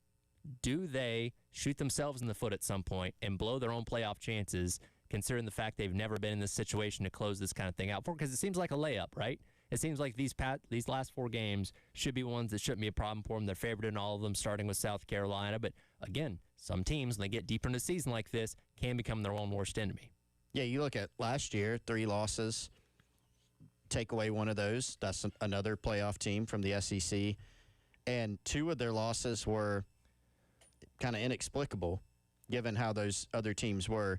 And their losses last year, guys, 3 points, 3 points in overtime, and 7 points. So they didn't really have a bad loss on the scoreboard, but they had 2 bad losses in terms of the quality of opponents. One of them was to Kentucky at home. That was the worst one, all things considered. They lost to LSU in Baton Rouge in overtime, and then, of course, at Florida. And so one of those teams in Florida, who's already fired their coach, like you just said, Tyler, is on their schedule. So on one hand, you go, man, from what we've seen from this Ole Miss team this year, they've got certainly an opportunity to go unscathed the rest of the way.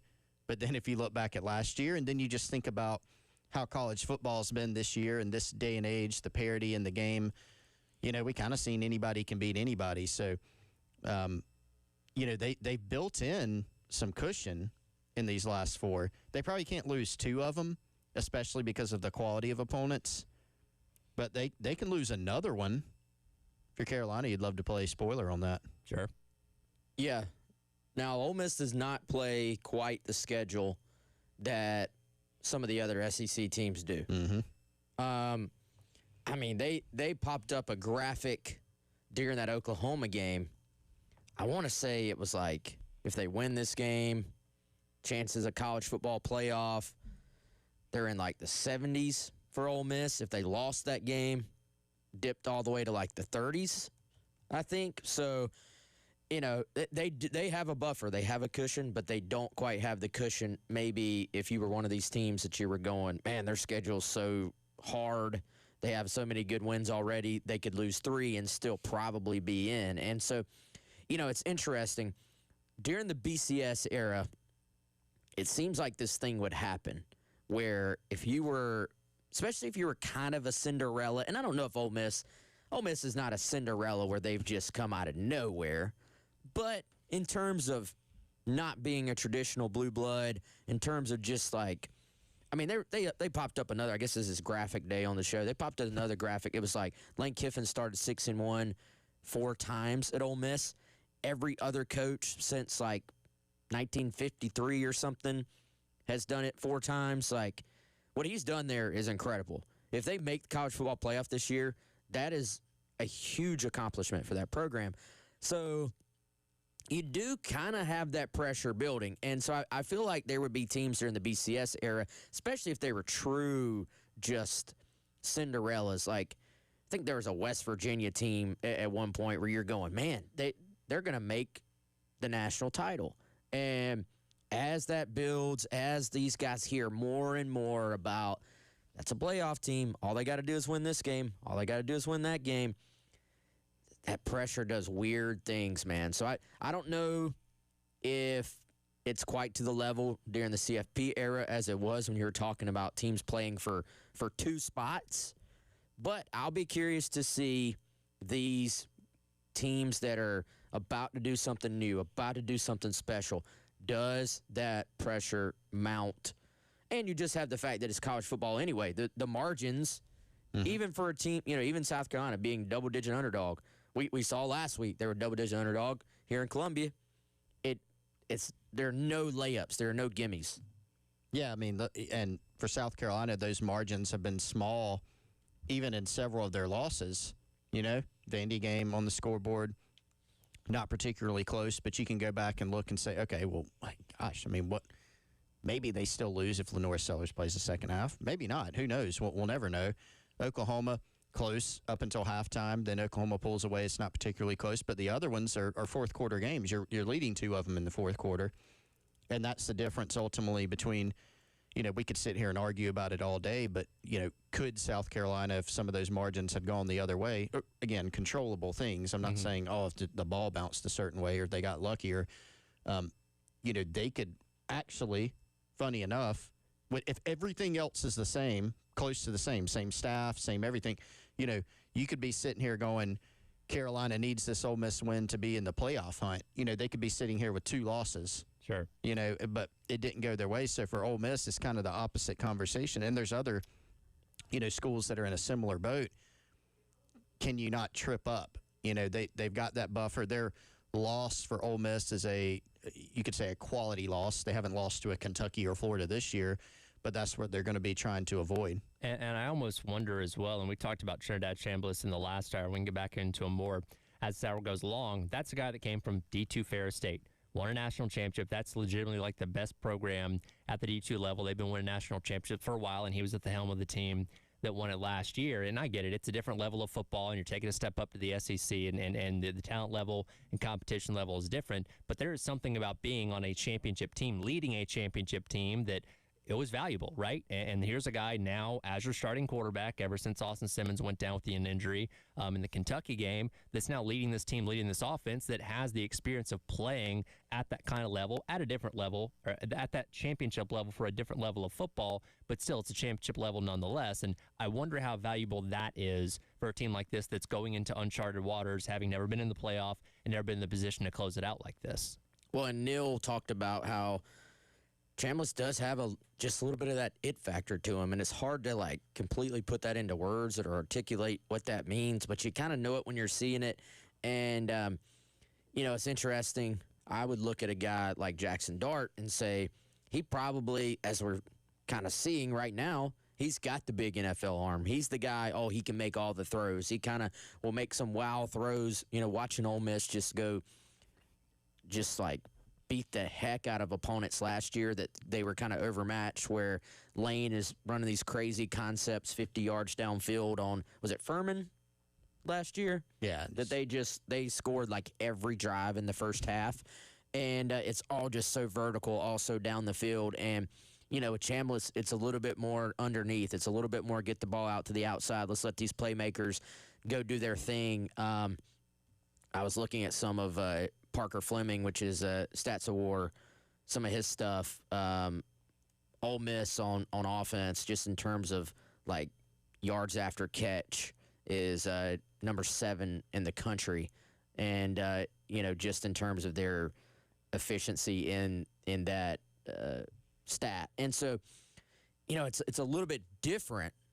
They've adjusted it, but in terms of just running this offense and knowing where the ball is supposed to go, making those quick decisions, getting the ball out, and then, Cole Kubelik had a point on his podcast this week. A lot of college ball right now, too, if you already have the other goods, if you already can make the throws and you have a good offense, who can escape the potential sack? Who, on a given play, who makes a sack be 3rd and 16? And who makes a potential sack be, he got out and avoided that negative play. And Chambliss has shown he can get out and avoid the play. And sometimes he turns what could be a negative into a big positive for his offense. Yeah, he's been kind of a revelation. I mean, coming into the season, it's interesting to see how the narrative has shifted. It's, okay, you're going from Dart to Austin Simmons. Could you take a step back there? And he gets hurt. He's available now, but Trinidad Chambliss has played so well that it's almost like, well, let's just keep this going. There's no need to make a change here. He can run some. Watching him against Oklahoma, he runs the offense very well. Not just against Oklahoma, a lot of the games that you watch them in, he has a really good understanding of, what the defense is doing. I think a lot of that is coaching, right? I did hear most of the interview y'all did with Neil McCready, and something he pointed out that Lane Kiffin, his OC, Charlie Weiss Jr., they do a great job of recognizing what a flaw is in the defense going into a game or even within the game and then attacking it relentlessly. And when you watch Chambliss play, in addition to his mobility and his ability to push the ball downfield, he's able to very quickly recognize, okay, we got man coverage. I'm going to throw the ball up, and we're going to give our guy a chance to make a play. We got zone coverage. we'll pick you apart. An interesting game within the game here to me is we know that South Carolina, they'll mix up coverages, right? But they do like to play a good bit of man coverage. I feel like this is a game where it's going to be it's a really tough ask to tell your DBs, let's sit back here in zone coverage against this Ole Miss team. With that scheme, with your play callers, with the weapons that they have, the quarterback they have, the run game they're capable of, I think that's going to be really tough. You could kind of envision getting picked apart. You're going to have to get in situations where you're playing man coverage and win those battles. We saw that against Alabama. I mean, Bama tested South Carolina multiple times down the field. For the most part, they passed those tests, whether it was ball hitting the ground, breaking up a pass. They passed a lot of those tests, I think, in the same way. They're going to have to do a lot of the same on Saturday. What I think when you have a guy like Chambliss who's not necessarily the strongest arm in the world, and I haven't looked at his downfield passing numbers at this point. They're pretty good. Are they? So, see, you're picking your poison with the Kiffin offense. But what you can't do, at times South Carolina plays quarters, which is like kind of 4 deep over the top, but the way they play it, it kind of morphs into man coverage. But a lot of times when you see the outside corners kind of playing off, that's what it is. And so I think Ole Miss, they will just live out there and throw the short, highly accurate passes and go get yards after catch. You can't allow them just to do that. So I do think you have to force them to throw over your head, force them to prove they can do so. Now, the danger of that is, hey, maybe they do. Maybe they hit some of those. The other danger is when you're playing this man coverage, and if you just live in it, Lane's going to see that, and he's going to encourage Chambliss to take off running and use that against you because, as we know, when you're in man coverage, you're very susceptible to QB run because those DBs, I mean, it's pretty logical. If the receivers are running off down the field, the DBs have to follow them, and that opens up so much space underneath. So you have to stay in your rush lanes. You have to dedicate a spy. But if you're dedicating a spy, that's one less guy in coverage, one less guy that you can, send after the quarterback. So I think you're going to have to mix things up for sure if you're Clayton White. But I think it's going to be, to me, there's probably going to be some boom or bust on defense. Like you're going to give up some yards, but you're going to have to create some negative plays as well if you're going to have any shot to win this thing. We'll hear from Clayton White what he had to say yesterday about the Ole Miss offense coming up next as the Gamecock Central Takeover Hour presented by Firehouse Subs rolls along on your Thursday on the game.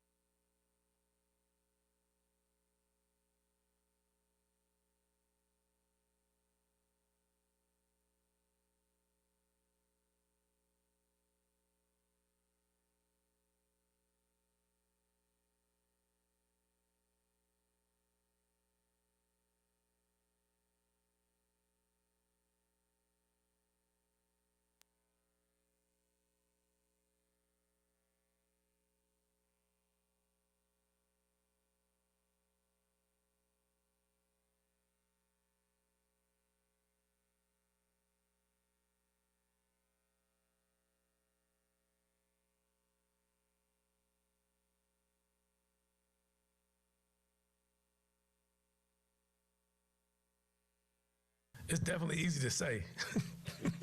You can definitely say it.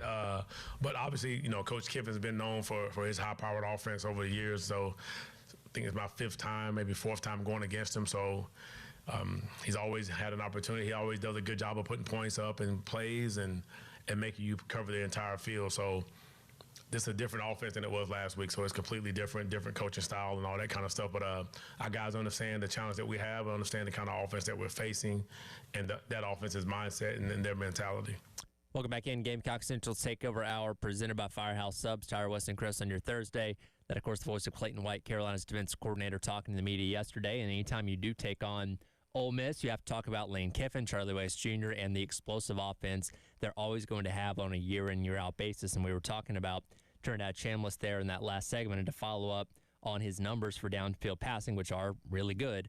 On the season, 29 attempts, 16 completions. That's a 55% completion percentage. He has one touchdown, and his one pick was on one of those deeper throws. But completing over 50% of your passes that far downfield is something not a lot of quarterbacks can claim. And I imagine there'll be quite a few deep shots on Saturday as well, like Bama attempted to do last week.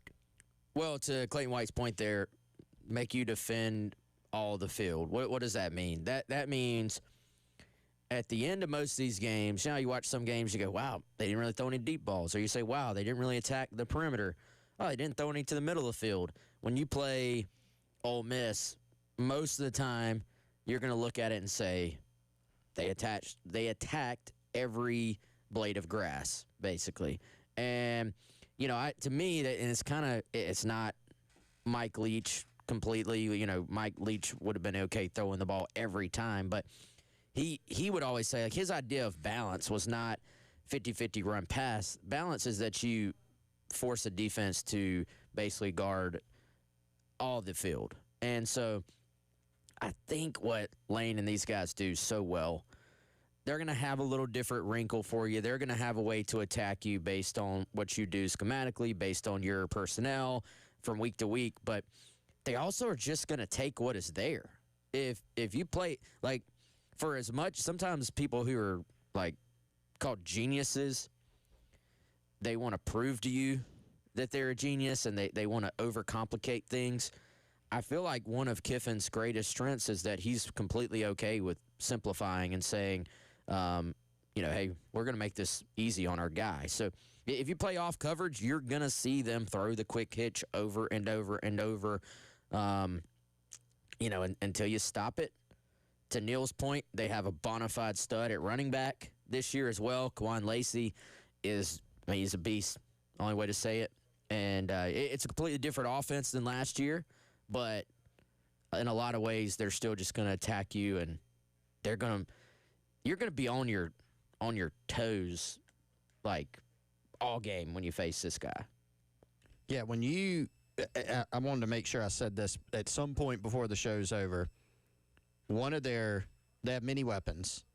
One of their secret weapons is Daquan Wright, their tight end. You remember after the LSU game, Wes, we both were like, probably should have talked about Trey'Dez Green more. You're wanting to make sure you get this one on the record. I'm logging this one. I'm putting it, entering into the record. Daquan Wright, senior, he's not like Trey'Dez Green. He's 6'7". Only, quote unquote, 6'4", 255. But this guy, when you're looking at, like, where he is on the field, you see him lined up, you're like, all right. They use him in a very smart way. He's not like a red zone jump ball guy. We saw in the LSU South Carolina game, they used Trey'Dez Green in that fashion, but they also used him in the short to intermediate game with success as well. Look at Daquan Wright this season. He has 3 touchdowns. He's caught at least 3 passes in every game but one. Last week he, maybe not his best game of the season. He had 3 catches for 11 yards, but he's catching 3 balls, 4 balls. He's, got a 64-yard touchdown against Arkansas, or not a touchdown, but he has a 64-yard pass. Like, they use him to where he's just another one of those weapons, right? Like, when you think about Lane Kiffin, you think about the high-flying clipboard throw plays. Yeah, you want to avoid those, and they are very capable of those. But a lot of it is just like you said, Wes, like, take what they give you. You're going to play zone? Cool. We'll protect. We'll hit you with zone. We'll get some yards after the catch. We'll move the chains. We'll dump passes off to Daquan Wright. We use him in the passing game. They use him. They love to use him on 3rd and 4th downs, like short yardage situations where you're keyed against the run and he slips out of there. And now you've got that big guy in the open field. Like they use him. He's another important part of this offense. Yeah, I think we're getting, like we did yesterday, borderline Kiffin love fest. Yeah. I feel like he's throwing the quick hitch. You're like, wow, he keeps throwing that. He's rocking you to sleep. He's setting up something else. Yeah, it's getting you to come in so he can tack you over the top. Yes, he's success. Now, the thing is, he's having success with it while he's doing it. So he's moving the chains, but he's getting your eyes out there to get you over the top. He's getting your eyes out there on the perimeter to hit you inside. Getting your eyes out there to just hand it off to his stud running back that they have this year. So, Tyler, I'm sure you watched the Georgia game. Did. Now both offenses, Georgia's and Ole Miss. I didn't think either team was going to punt that entire game. It was insane. They went up and down the field the entire game. Yeah. And so that's the battle you cannot get yourself in if you're South Carolina, because even with some improvements on the South Carolina offense, guys, unless you're adding a pick six, a special teams, something. Sure. Like you just can't on paper expect to go in there and like score 35, right? Yeah. Like you're going to have to find a way to get off the field and to this Clayton White defense's credit, guys. I think we all were looking at, well, Alabama's coming in, best passing game in the SEC, one of the best passing games in the country. We're all going, this is a little different level of opponent than this defense has faced to this point, especially in the passing game. They responded. The South Carolina defense, I may say this now and they get exposed or something, but I think they, considering what they lost, man, like they are for real. Like Clayton White is showing you once again what a great coach he is. I'm sure they'll have a great game plan. Now, if they shut down this Kiffin attack, then they're even better than we think right now. So I think you almost have to look at it like, you're not going to shut them out, right? You just can't let them go up and down the field on you. So what does that look like? Do you actually, guys, are you maybe even willing to play a little bend but don't break? No, knowing, all right, they're going to take that hitch. We're okay. Maybe you're okay with that in some cases. Just let them. Maybe you're playing one of those games where you're going, we're going to be red zone reliant. Unfortunately for Carolina, Chambliss is not really a guy who turns the ball over, so you can't play that game where you're saying we're going to make them execute for 10 plays and then they'll turn it over. At least in the passing game, he has not really put the ball in danger too much. Yeah, I brought the stat up earlier. He has 1 interception, and he has 3 turnover-worthy plays compared to Austin Simmons, who had 4 interceptions in the first 2 games of the season that he started. So very smart with football, obviously very experienced, does a good job running that Lane Kiffin offense about as effectively as we've seen anybody do that. We'll rewind to last year's game and go over the debacle that happened at Williams-Brice Stadium as we continue to preview Ole Miss ahead of Saturday's matchup, which you can listen to at 7 o'clock right here on the game. Pre-game coverage starting Saturday afternoon at 2 o'clock with Gamecocks Game Day with myself and Elijah Campbell live from O'Hara's out in Lexington. It is the Gamecock Central Takeover Hour presented by Firehouse Subs on your Thursday on the game.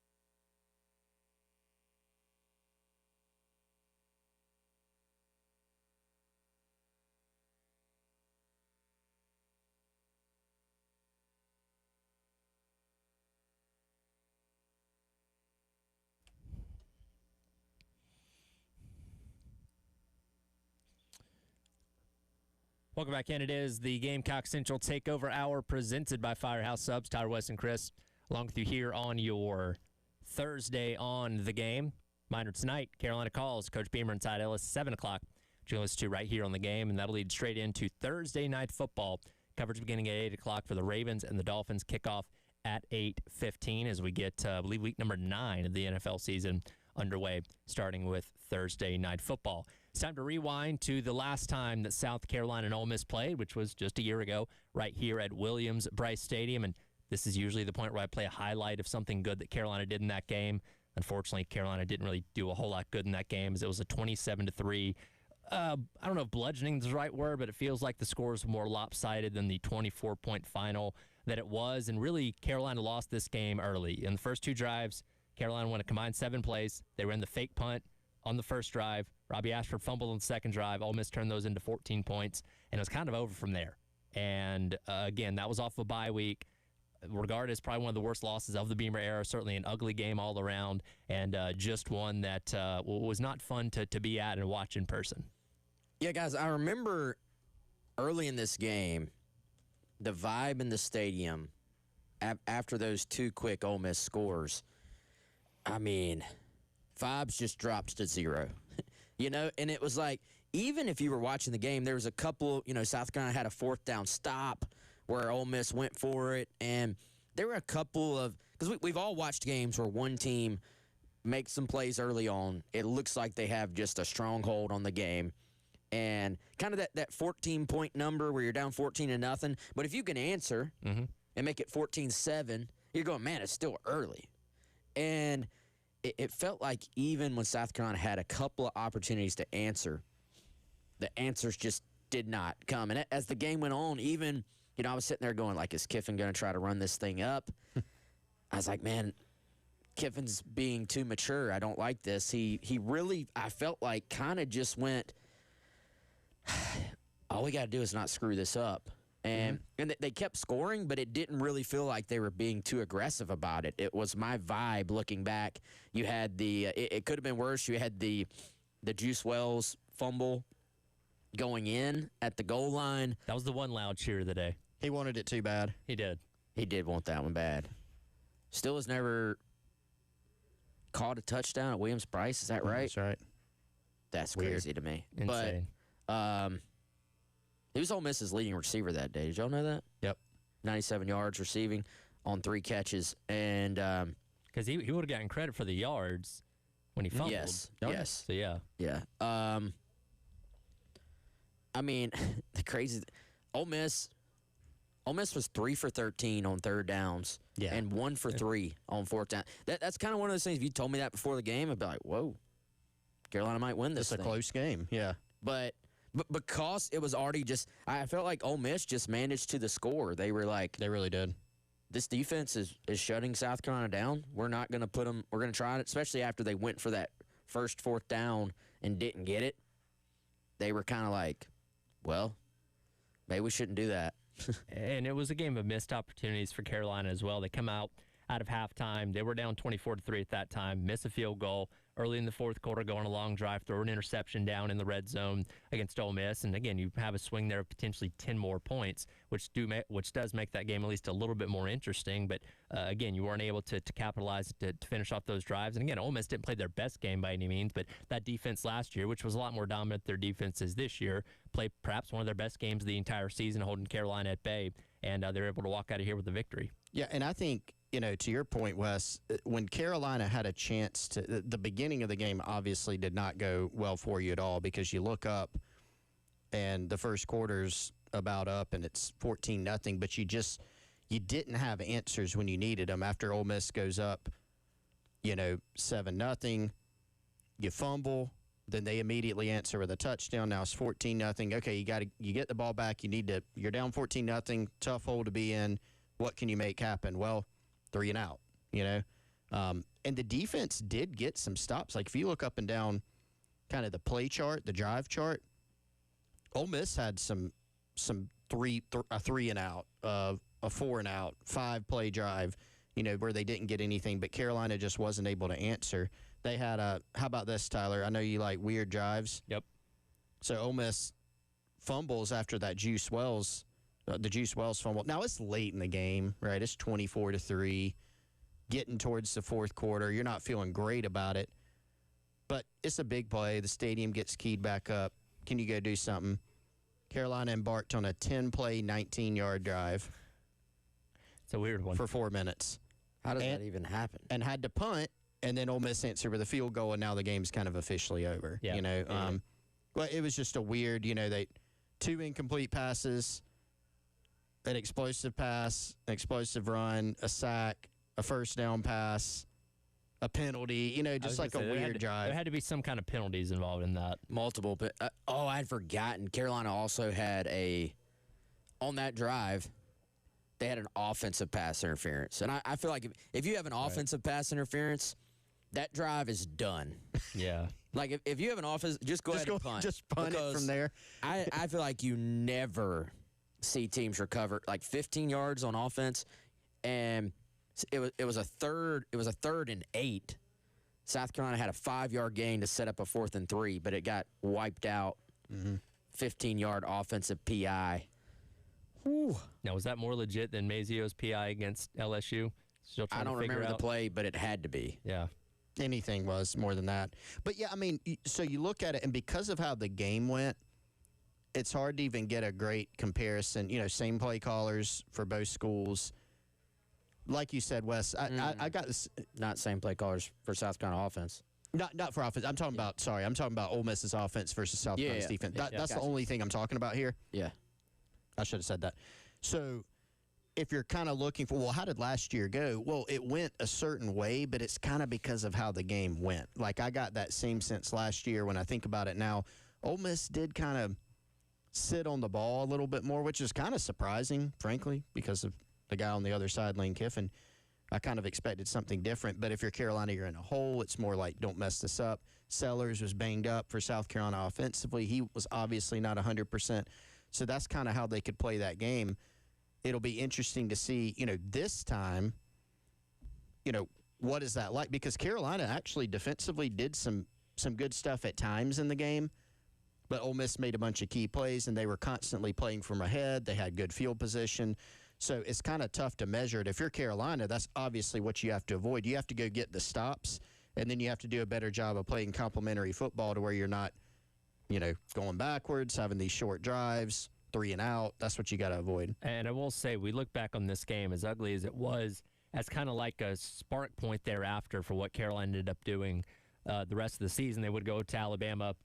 After that, obviously, play a game they very well could have won down to the wire there, and then they reeled up the 6 wins to close out the regular season and finish, 9-3. So that was obviously a low point, but they came out of the hole after that and obviously had a phenomenal end of the regular season. And again, 2 weeks ago, you had an awful game against Oklahoma. You played a better game against Alabama. Hopefully, kind of like last year, you're trending in the right direction going into a place like Ole Miss, where you're going to have to go in there and pull off a special upset to be able to beat the number 7 team in the country.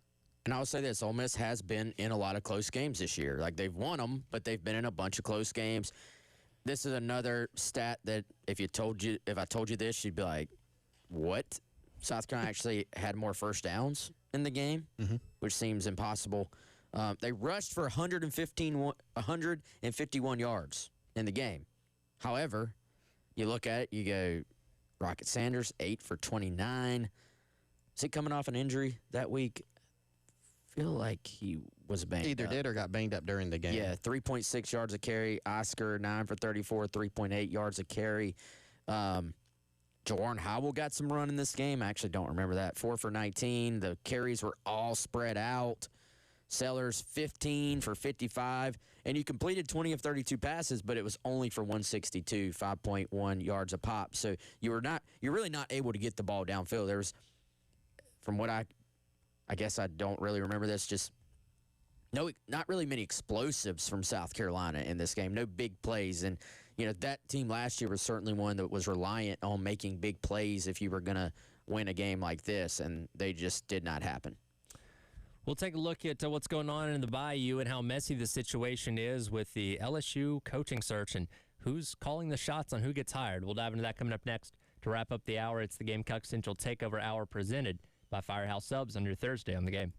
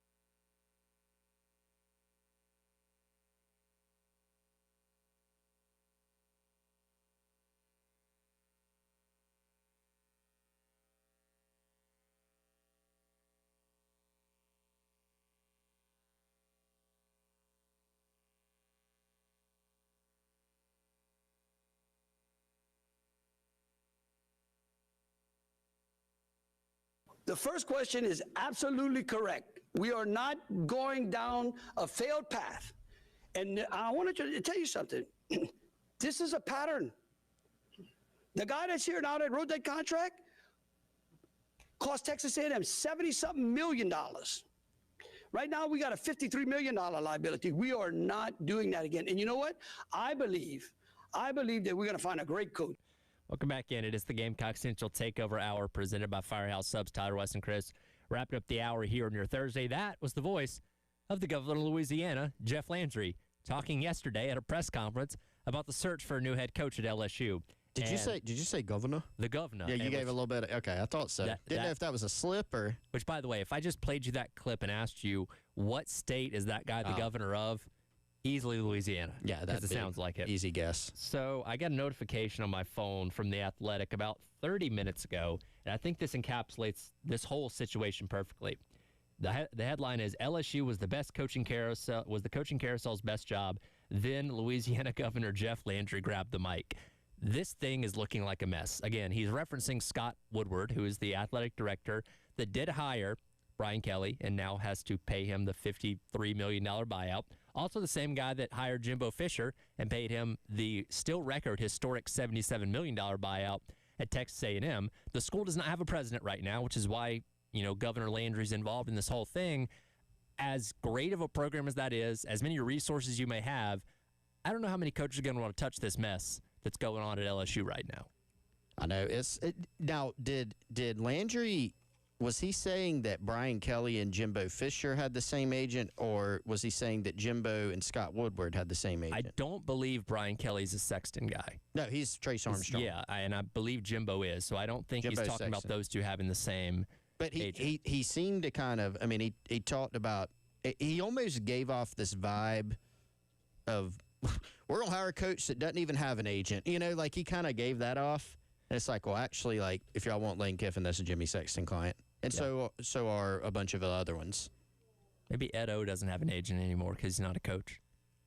I'll come without an agent. He'll just like... Listen, you just back up a dump truck of crawfish and he'll come. Slim Jim and Red Bull. That's right. Keep that's it right. stock. You got the inside track on how to get Coach O. It's easy. He'll be there. He'll be there tomorrow, he said. But yeah, this is, look, does this actually deter the search? I don't know, but it does make it look pretty messy. They are going to be willing to write a really big check to whoever that coach is, and that's going to help somebody overlook all this kind of stuff.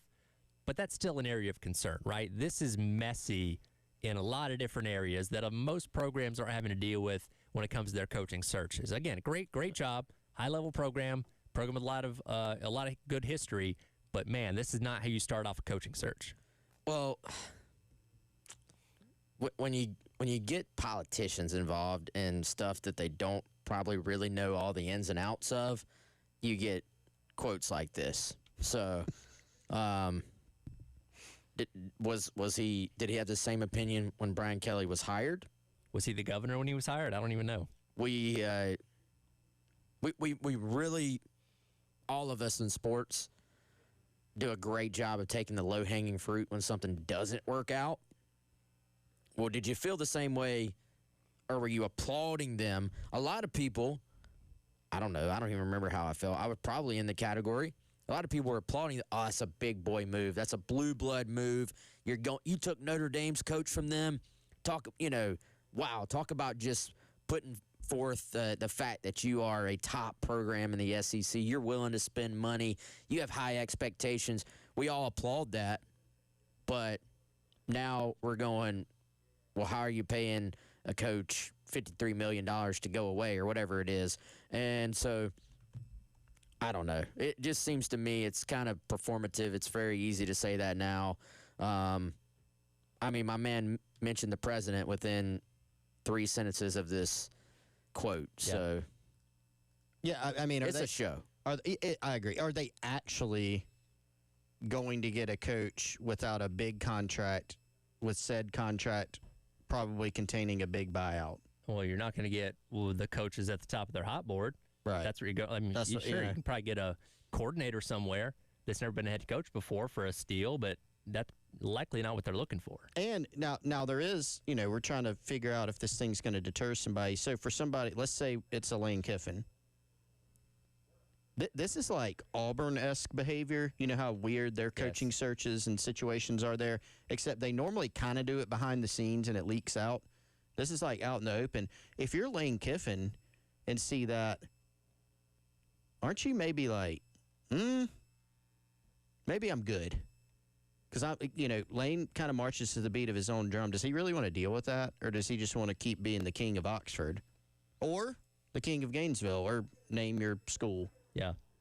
Maybe that could factor in. When we asked Neil McCready about this at the end of the last hour, Wes did, if we're like betting right now, is Lane Kiffin the coach of Ole Miss next year? Like, you got to put all your chips in. What's your bet? If I had to bet, I say yes. I do. I think he stays. I think he's in too good of a situation to leave, personally. If it's not Ole Miss, where is it? It's not Ole Miss. Florida. Probably Florida. See, I'm with y'all. I don't think he's at LSU. Like, there's a lot of talk, this is now the best job that is open. I think the kind of the ties to Florida in that he went on the first date with the mother of his children in Gainesville. Yeah. Spurrier is an idol. Like, maybe those things are too much to turn down. However, he's got a pretty good situation right now. And to Neil's point, what if they're making a CFP run? How late into the calendar does this thing get? If you're Florida, if you're LSU, are you willing to wait him out and get to that point? We'll see. Yeah, it's going to be interesting to watch, and we'll see if that creates any kind of a distraction for the team coming up this weekend against South Carolina. That would certainly help as Carolina's trying to go in there and pull the upset. We'll continue to break this down tomorrow, also do buy or sell, and give our final thoughts ahead of South Carolina taking the road trip out there to Ole Miss, taking on the number 7 Rebels. We'll continue this conversation as the day goes along, coming up next with the halftime show with myself and Bill Gunner as your Thursday continues here on 107.5 The Game.